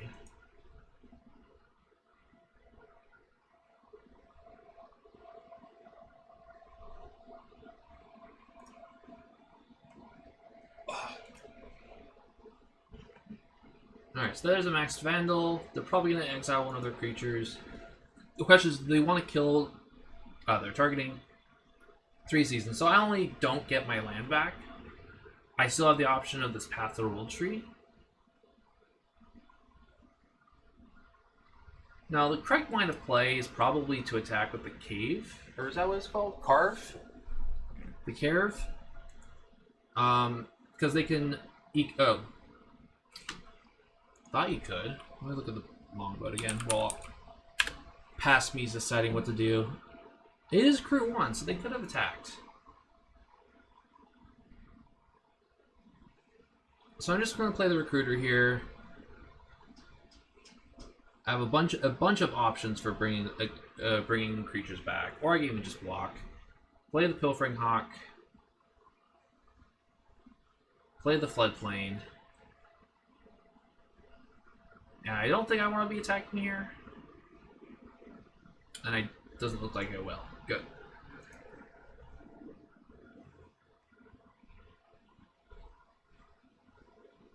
It's possible that my opponent doesn't realize that you can crew one boat and then use that to crew the other boat. Which looks like my past self's talking about the same idea. And that's honestly fine. I've got quite a bit of life, and I can attack and get creatures back just as I want. They kill my hawk. Unfortunate, but I do have a second. Probably just going to take the life here.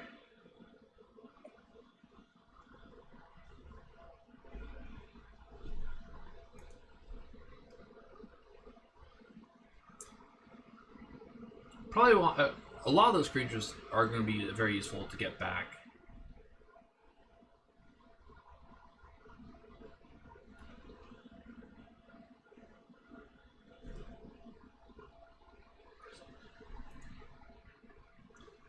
Probably thinking of many different lines. So I do attack with the Recruiter. So the question is, are they just going to chump with the Vandal, or are they going to try to kill with one of their boats?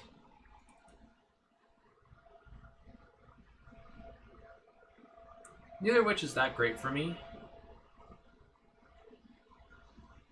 If they jump at the boats, but it looked like... Oh, they're just going to... they're not going to do anything. I guess they might be worried about Pump Spell, which is not the worst thing in the world, because they're only taking 0. Really just depends on if they're worried about something killing their Vandal. Playing land here, probably playing the other Hawk. And at this point, probably play probably foretell the Jarl, which I do. It doesn't look like I'm doing here.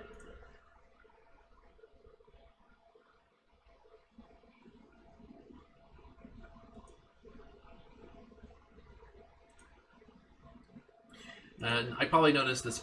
My past self probably noticed this, but now I just noticed that they've been missing land drops. They just played their 4th land drop. They can still choose to attack with the boats, especially the one that could have gotten the more lands, as it looks like my past self's pointing out.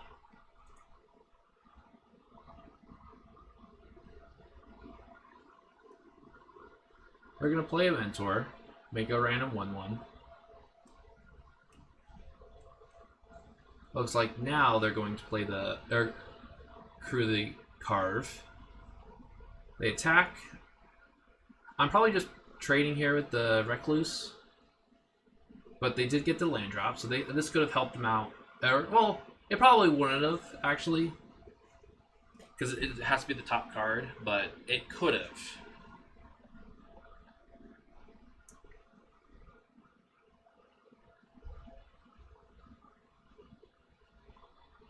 There's Blood on the Snow, which is really good. But I'm not in the worst position just yet.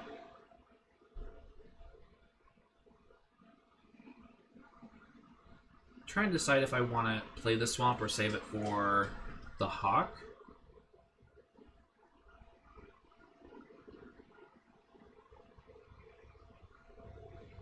I don't actually understand why I'm shooting down the Vandal. Or shooting the Vandal, because it doesn't do anything. Oh, I forgot I had the Jarl. My plan is to play the Swamp, play the Jarl, kill the Mask Vandal,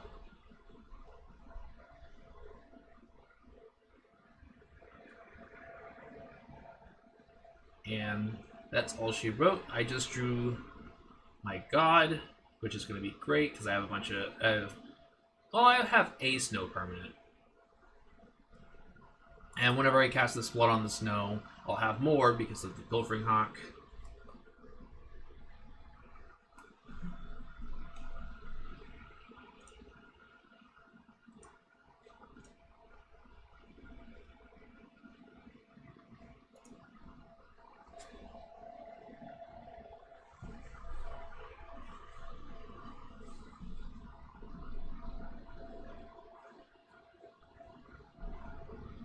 My opponent is deciding on what to do next.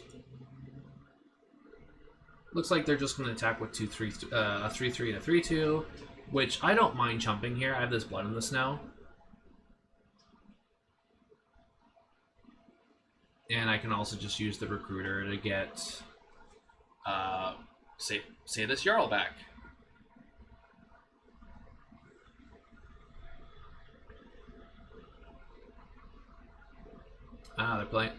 They wanted to get an Outrider in. Makes sense.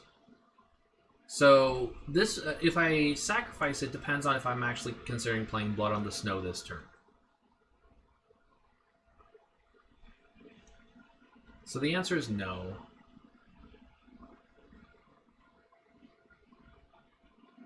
Well, I decided, seeing how much mana I have available to me.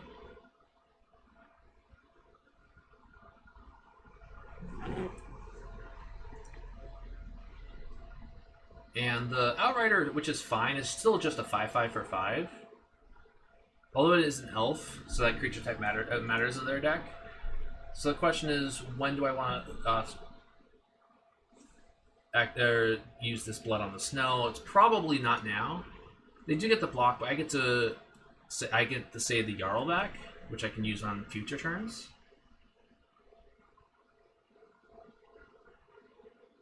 I also have the option of getting Inga Rune Eyes back because I have the Blood on the Snow. I get to play Inga Rune Eyes, smooth out my draws, and those look like fantastic cards.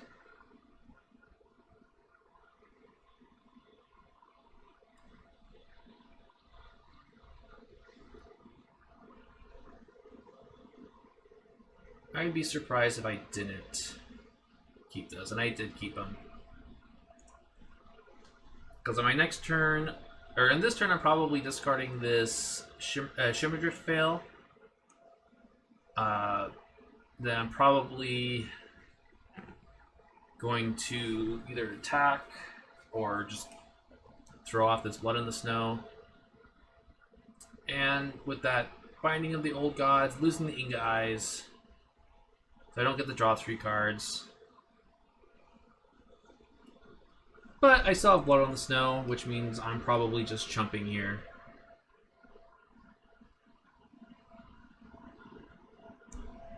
He probably should have attacked with the Mentor, because if I don't block, I still take 5.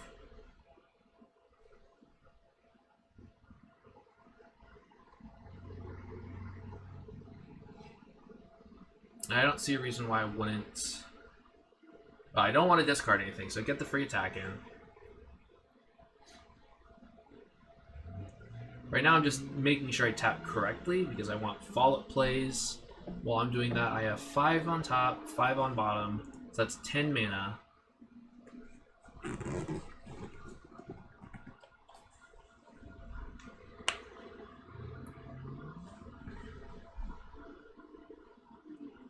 So I can cast a 4-mana spell afterwards.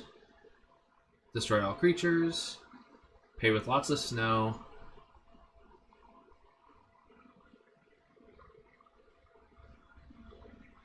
So the question is, what do I get back? Dragon Recruiter makes sense because I have a ton of mana sinks. And then I can just play the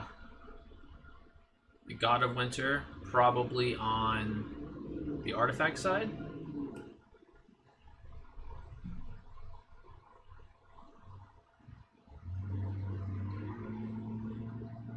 Oh, right, and I can also do this on land, so I just get all my lands back.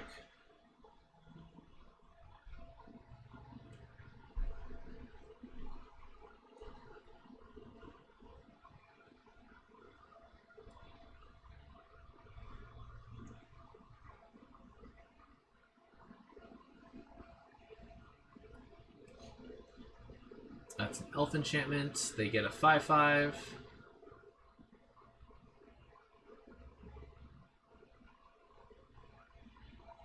Just deciding on what the best sort of action is here.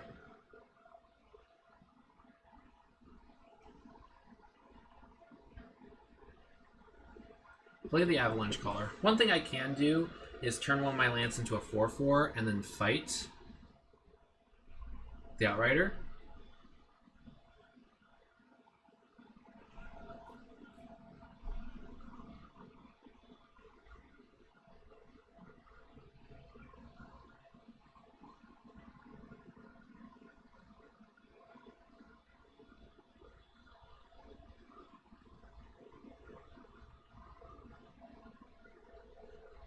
And I get to actually bring the land back if I want to.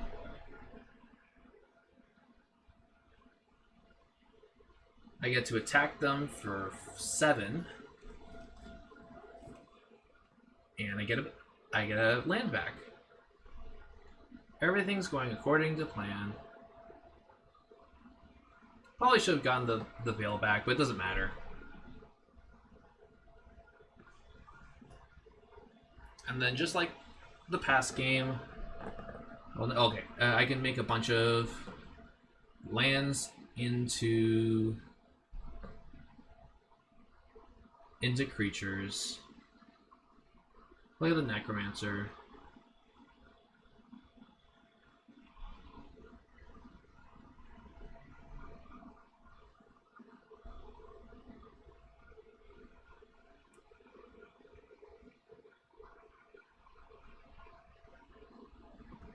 Probably because they went up to 14, I'm probably thinking that I shouldn't attack, so I just pass.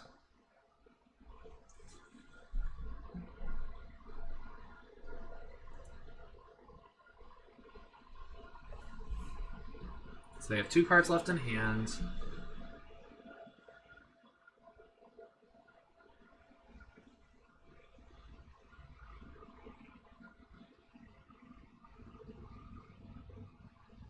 So they have a 5/3 and 3/2 and a 6/6, but they don't have good attacks.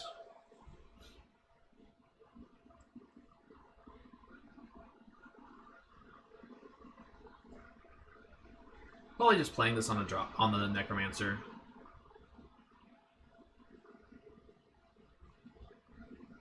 I get a Pilfering Hawk back. And no reason to attack. But I do look heavily favored here.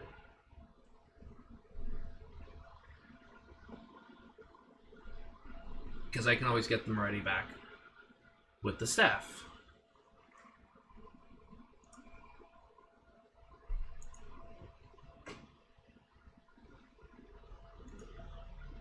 But you do have another elf. It's actually a 4/3 now. But I can just start looping my creatures. Like I can just swing with the 6/6, and if they block, I get the 6/6 back. That's probably what I'm going to do here. Well, I don't really need to. I'll probably attack with the Recruiter here just to get something else back.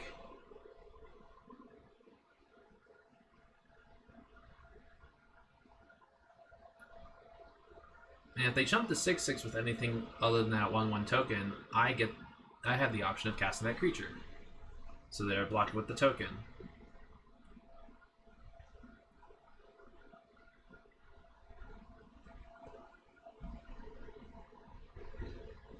And my opponent's just deciding if that's how they want to block. Okay, so they do block. It looks like they might be blocking with the spider, which kills the Moretti, but now oh, well, it would kill the Moretti. Okay, so they decided not to. But we've killed the Moretti and given them given me the option to cast the Recluse because of the other Necromancer. But getting this Jarl back gives me the option, or allows me to kill this Lindworm while also building up my board. And now I have a mentor of my own. Not as good as their mentor, but it's a mentor nonetheless. And there's no reason to activate that. And I have no cards in hand to loot.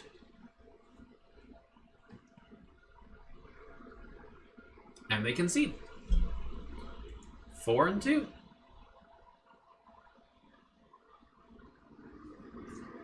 Alright, game number 7 with mostly 3-color good stuff. 3-color snow in Kaldheim. And this looks like a sketchy hand, but it looks like my keep. I can cast 2 of my spells in this hand. I just need a black source. Kind of a greedy-ish mana base.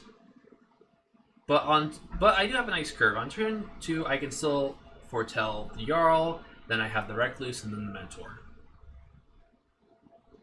Actually, I take that back. I have all tap lands, so that won't be happening. Oh, I know it's a snow-covered forest. I have 2 tap lands, so if I keep drawing untapped lands, I can cast the other spells, which I don't need to. But looks like I'm just going to play this tapped and pass.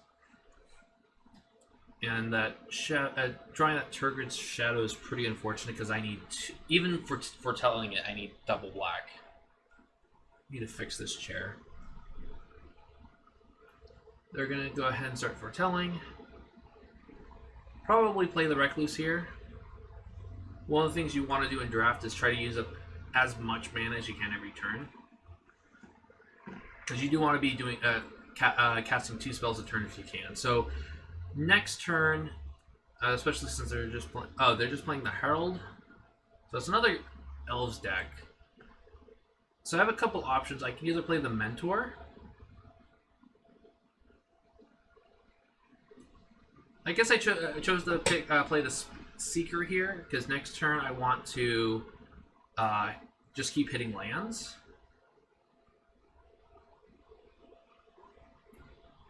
And if they attack here, I can actually just double block. Go for 1-for-1 trade. So the Path of the World Tree would have been better drawn last turn.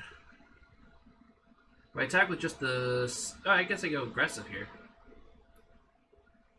Attack with both. Because if they want to trade, they have to play the... or they have to lose the Herald, which may or may not be good. Unfortunately, I don't get to double spell this turn. So it might have actually been better if I played one of my 4-drops or double foretelling. And then this turn, I could have played the Horizon Seeker and play Path of the World Tree.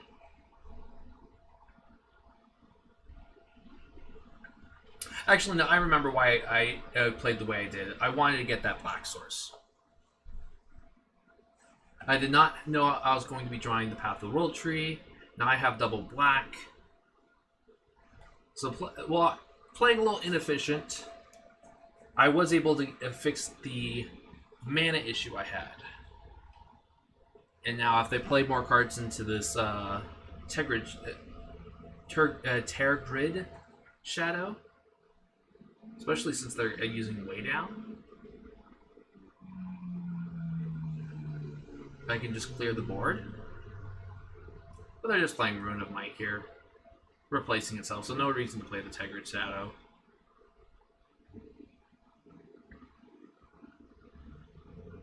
Best play is probably one of the 4-drops. Necromancer might be good later. It looks like I'm going to play it now. and then foretell something.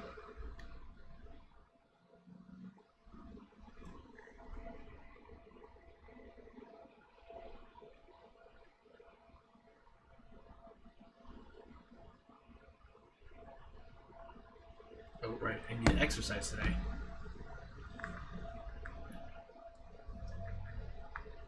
And they're just going to exile my creature. I probably should have played the Elder Leaf Mentor. Didn't hit my land drop, though, so that's good. But this turn, I can play Elder Leaf Mentor or the Draugr and foretell the Jarl. So right now, I'm just deciding what colors I need. I do have a red Sorcerer Path. So the question is, do I want another white source, another blue source? I'm pretty sure I don't really have any real white cards other than Path of the Roll Tree, so I'm probably... Okay, I'm choosing black here. I do have double blue. But everything else is like I thought. And if they just attack with a 2/4, I can always just double block. Or save the creatures for Turgid Shadow. They're actually just going to fight here. Taking 3 is not the end of the world. Probably not block, because I can always just block the following turn and play Jarl to clean up the Masked Vandal. They have a second Herald. Oh, but they whiffed.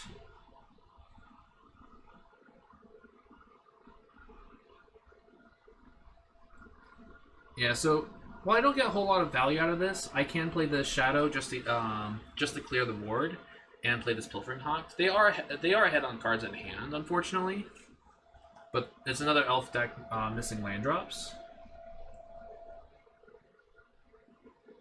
So bluffing a Pump Spell.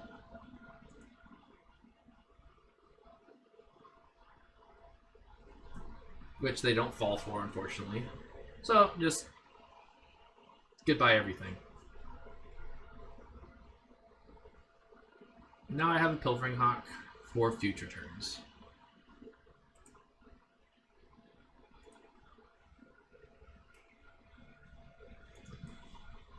And I do have to be careful if they ever play another good X2, because I can always just kill it with Path of the Roll Tree. But there's a very nice 5/5. I don't have enough mana to Path of the Roll Tree and shoot it down. So I'm just playing the Recruiter here. I'm probably planning on, because I have the Path of the Roll Tree, chumping with the Hawk and then shooting the Outrider down. But now, since I didn't use the Path of the Roll Tree, I'm going to be losing it.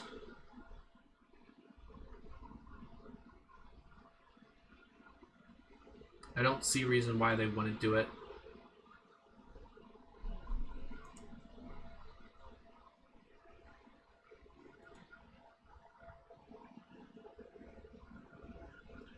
But they still get blown out if they attack with the 5/5.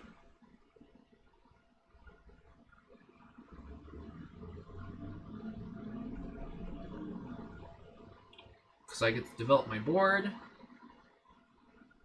while also killing their 5/5.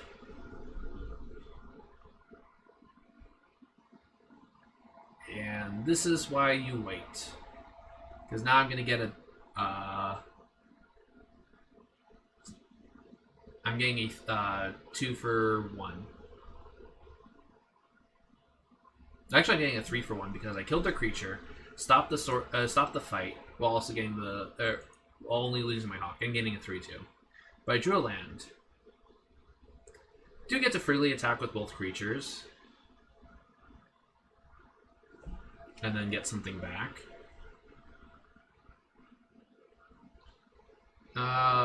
There's a lot of good options. Probably the Horizon Seeker is the best card, just so I can start getting lands out of my deck.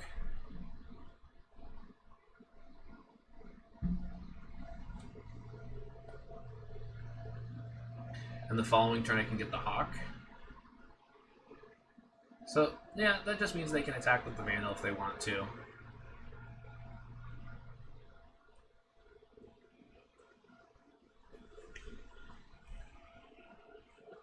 Oh, that's a great draw, because I'm attacking them for 9 and I'm removing their best blocker. They probably actually won't grab a land with this Horizon Seeker. I'm probably just going to recruit. I don't get to play the Hawk this turn, but it will be there for future turns. Just because I don't need another big creature, because if they can't deal with the board, they lose this turn anyways. The Pilfering Hawk allows me to play a longer game if they get something, and that does nothing, so they probably lose.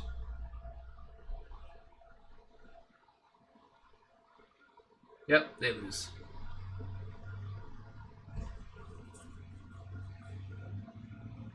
And now I believe I am 5-2.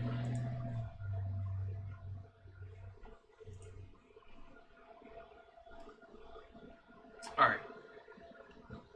Alright, so this is game number 8, currently 5-2. And the only problem with this hand is I can't actually play my green spells to actually fix my mana. And and if I don't draw a green source, I can't actually play anything until turn 4, so mulliganing here is very good.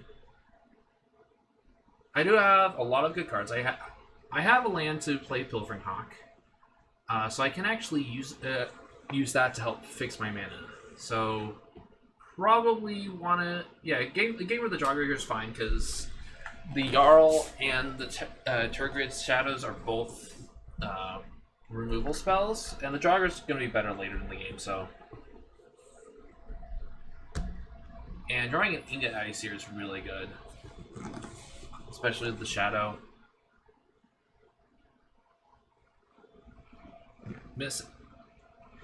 Might miss land drops, which I seem to have a problem missing land drops, even when I'm playing more than enough lands, like 28 land decks, missing land drops.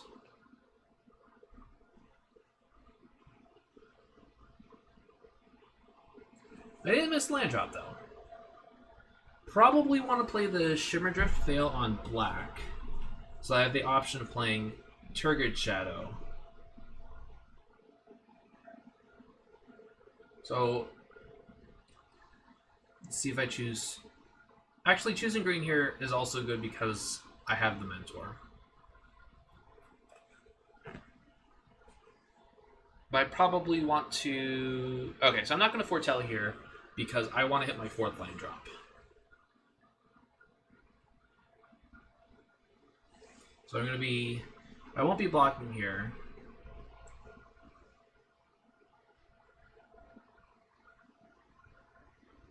They play a 4/4.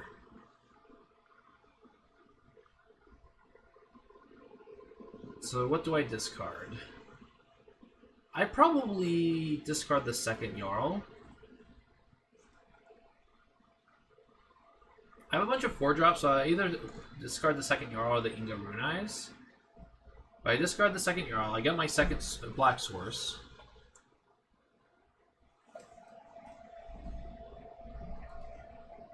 And I have a couple of options here. Probably the best option is playing, which it looks like I'm going to be doing, is playing the Mentor. Because that, with the 1/1 token, can block the Craven Hulk just fine. And the question is, do I want to block with the Pilfering Hawk? The answer is no, so I just attack.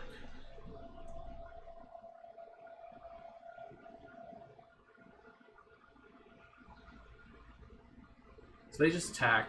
I did have to worry about pump spells, but I don't think I can really play around it. So they use a Fetus Servant here, which is actually pretty good for me. I only take 2.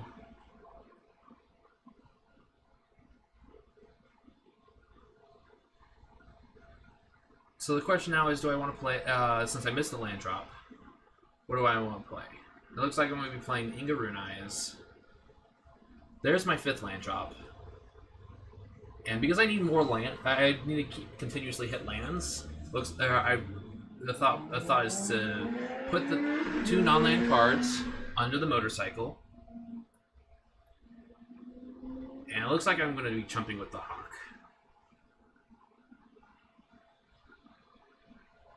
Because my plan is probably to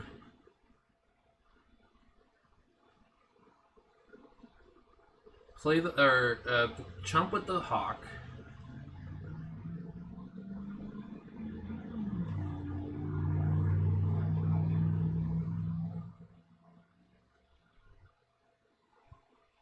And unfortunately, they're making it so that I can't. Really? Hold on.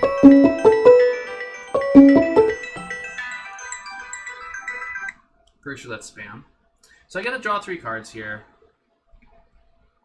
Oh, because I just blocked with that. With the Rune Eyes. Sorry about that. And is the spam.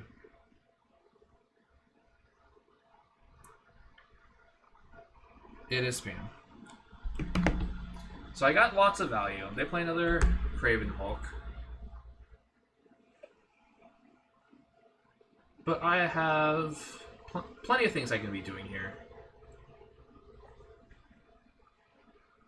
I can play the Avalanche Caller and make a land token. Or a land token.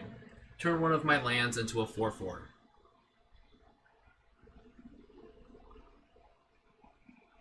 Looks like I'll just be searching for a land here.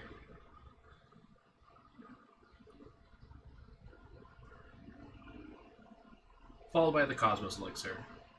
So it looks like my plan is actually to use the Cosmos Elixir to, as a way to start gaining 4 life a turn. That negates the Craven Hulk. But here's where everything goes.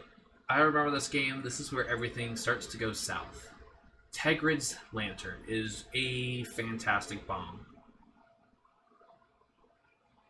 Well, they don't have to do this during their turn. Looks like they will. So I have a bunch of options. None of them are good. I have a bunch of lands I can discard.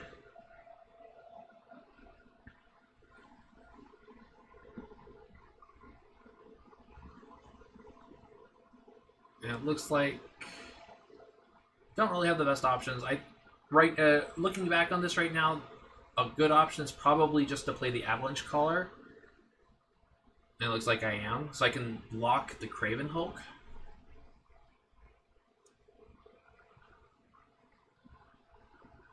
I don't...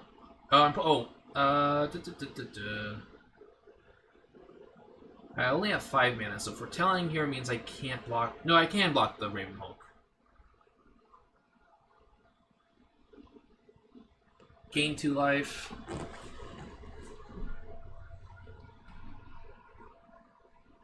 Now, both the Cosmos Elixir and Moretti, or Moretz, or however you want to pronounce it, we'll be able to they'll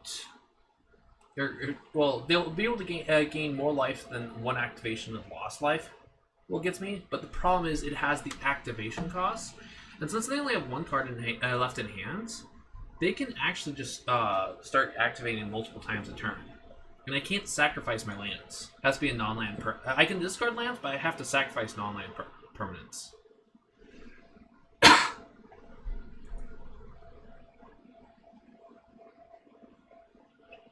It says that's what it looks like they're doing here. They're just going to untap, activate again.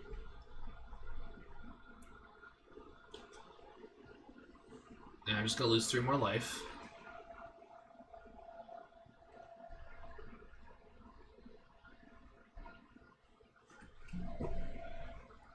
And they can still attack.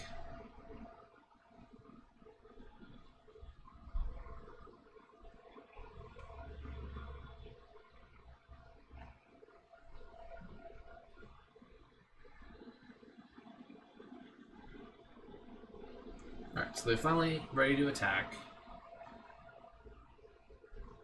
I can actually block the 2/3 with the 1/3.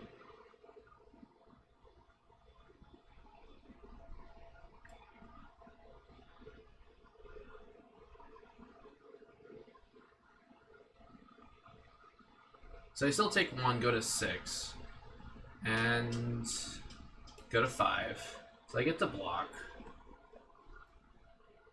They don't have a removal spell.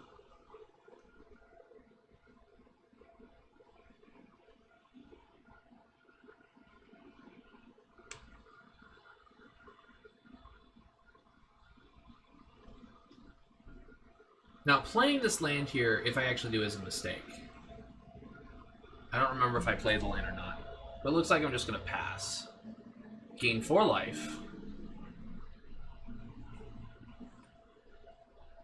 But I'm either going to have to discard this Glacial Floodplain, and them drawing lands is actually good for them, because they can just continuously start...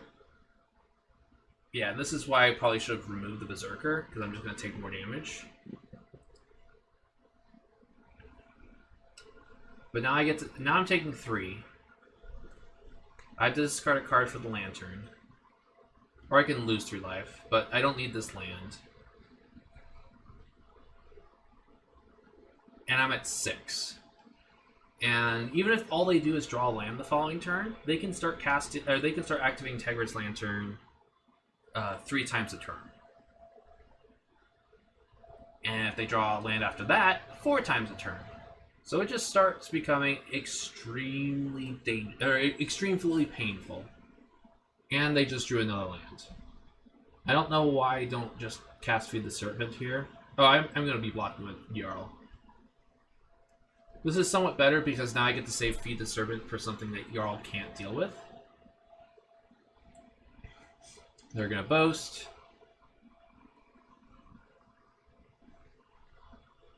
They're going to force me to discard a card. They're also seeing if I'll actually sacrifice the Jarl, which is a mistake.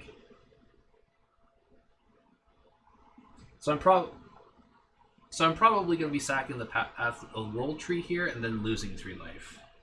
Or the other way around. Oh, they can't activate one more time. Not quite yet. And I would have preferred anything other than a swamp, because now I can't put any pressure on them.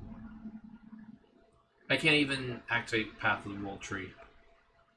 So they can't actually activate the Tegrid's Lantern 3 times here. I made a mistake. It's 3 times on 8 mana.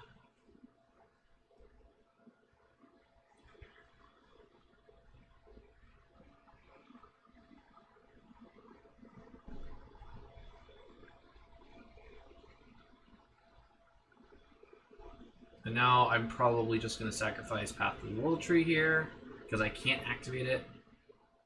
Nope, I decided to lose 3 life, and I drew another land. So I am going to go up to 7, but this is not looking good.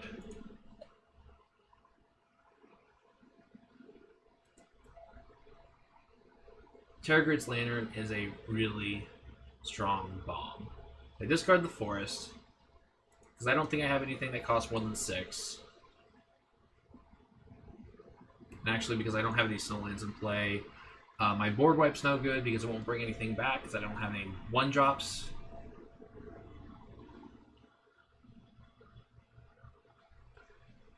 I definitely don't want to discard a card. I want to be careful how far my life total goes. And they're just going to play a Firewalker, and I'm just going to play Feed the Serpent. So I do get to go up to 11.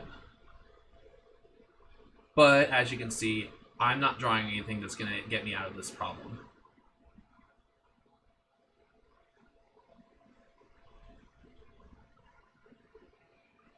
And how I draw, I'm counting lands right now, so I have 6 in my graveyard. I have 1 in hand. I have 4, 5, 6. I've drawn 11 lands. There's only 6 land cards left in my deck. And I noticed there's 16 cards left in my deck, so 10 of those cards are non-land spells. Although at least one of them's not very good. That's probably one of the better draws, but I'm still it would have been better if I had it many turns ago.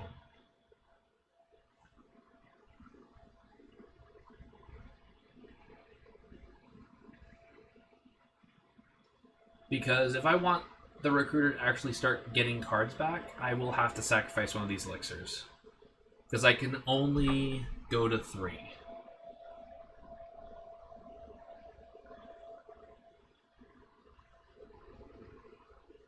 And they made a mistake. So I can just lose 3 life. and lose another 3 life. They forgot to activate before untapping.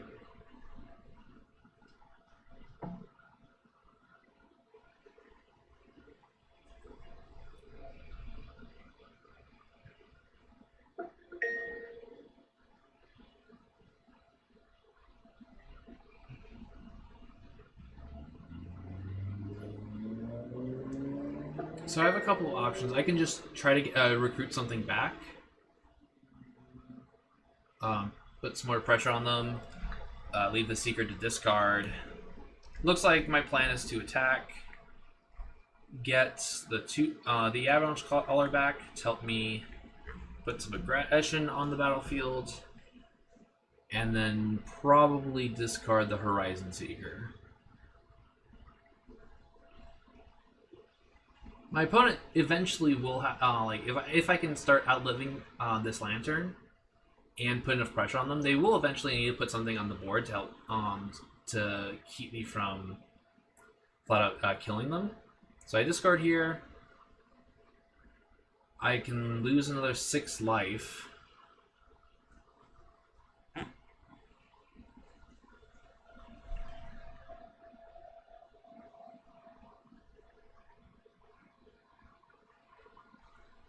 Go to 1.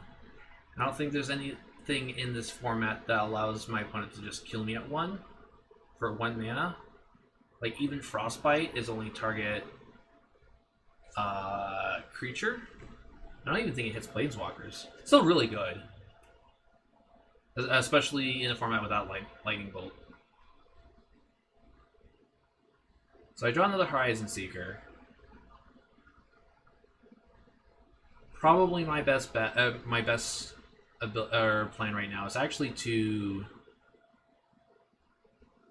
It doesn't look like I'm gonna be doing that. Probably should have activated.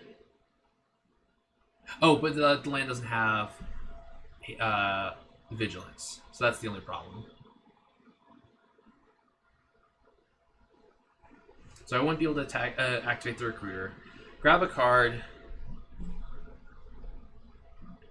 Probably cast the Hawk. Doesn't matter if the Hawk's in play or not, because it dies to the Lantern.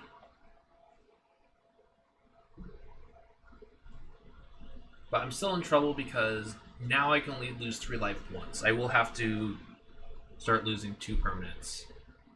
But they actually decided to play the Berserker, kill my bird. And so it doesn't, because of all the snow permanents they have, wouldn't have mattered if they... Did they have enough snow permanents? Yeah, I should not have actually played the bird to play around Frostbite. But now that they have the Berserker on the battlefield, gaining 4 life a turn is just not enough. Draw a mountain. I can play the mountain here to be more aggressive and attack with the land. But it looks like it is too little, too late.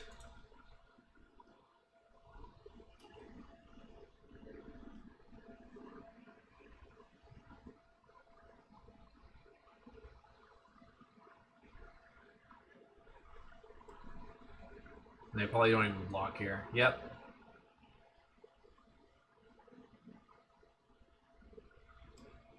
So I go up to 6.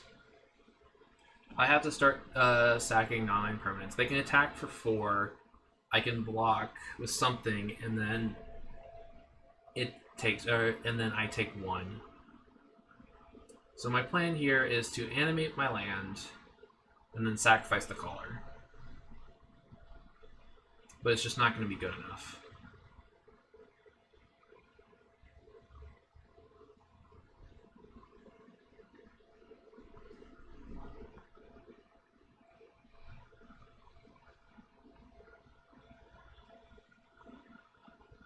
Because I don't believe I have an answer for the Lantern at all.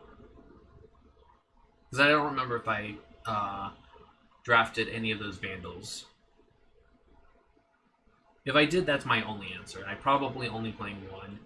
The Vandal is better if you, or it's only really good if you have a tribe, and so there it just fits in the tribe, but it also now makes it indestructible. So now I can block, but I can't kill it. But the Vandal is fine as a one of in just best of one drafts. If I was drafting, if I draft best of 3, I'd probably pay 2. And now it gets even bigger. And I think Run Amok gives it trample, and I'm probably just dead. It has trample. I can throw everything under the bus, but I am dead because I can't draw. I can't kill the Berserker, and I cannot block both creatures and deal with the Lantern the following turn. Just won't happen.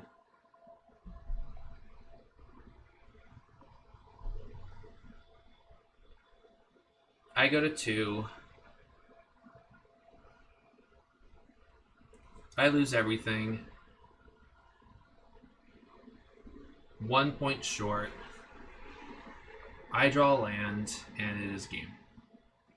Alright, well, thanks again for watching. Let me know what you think in the comments.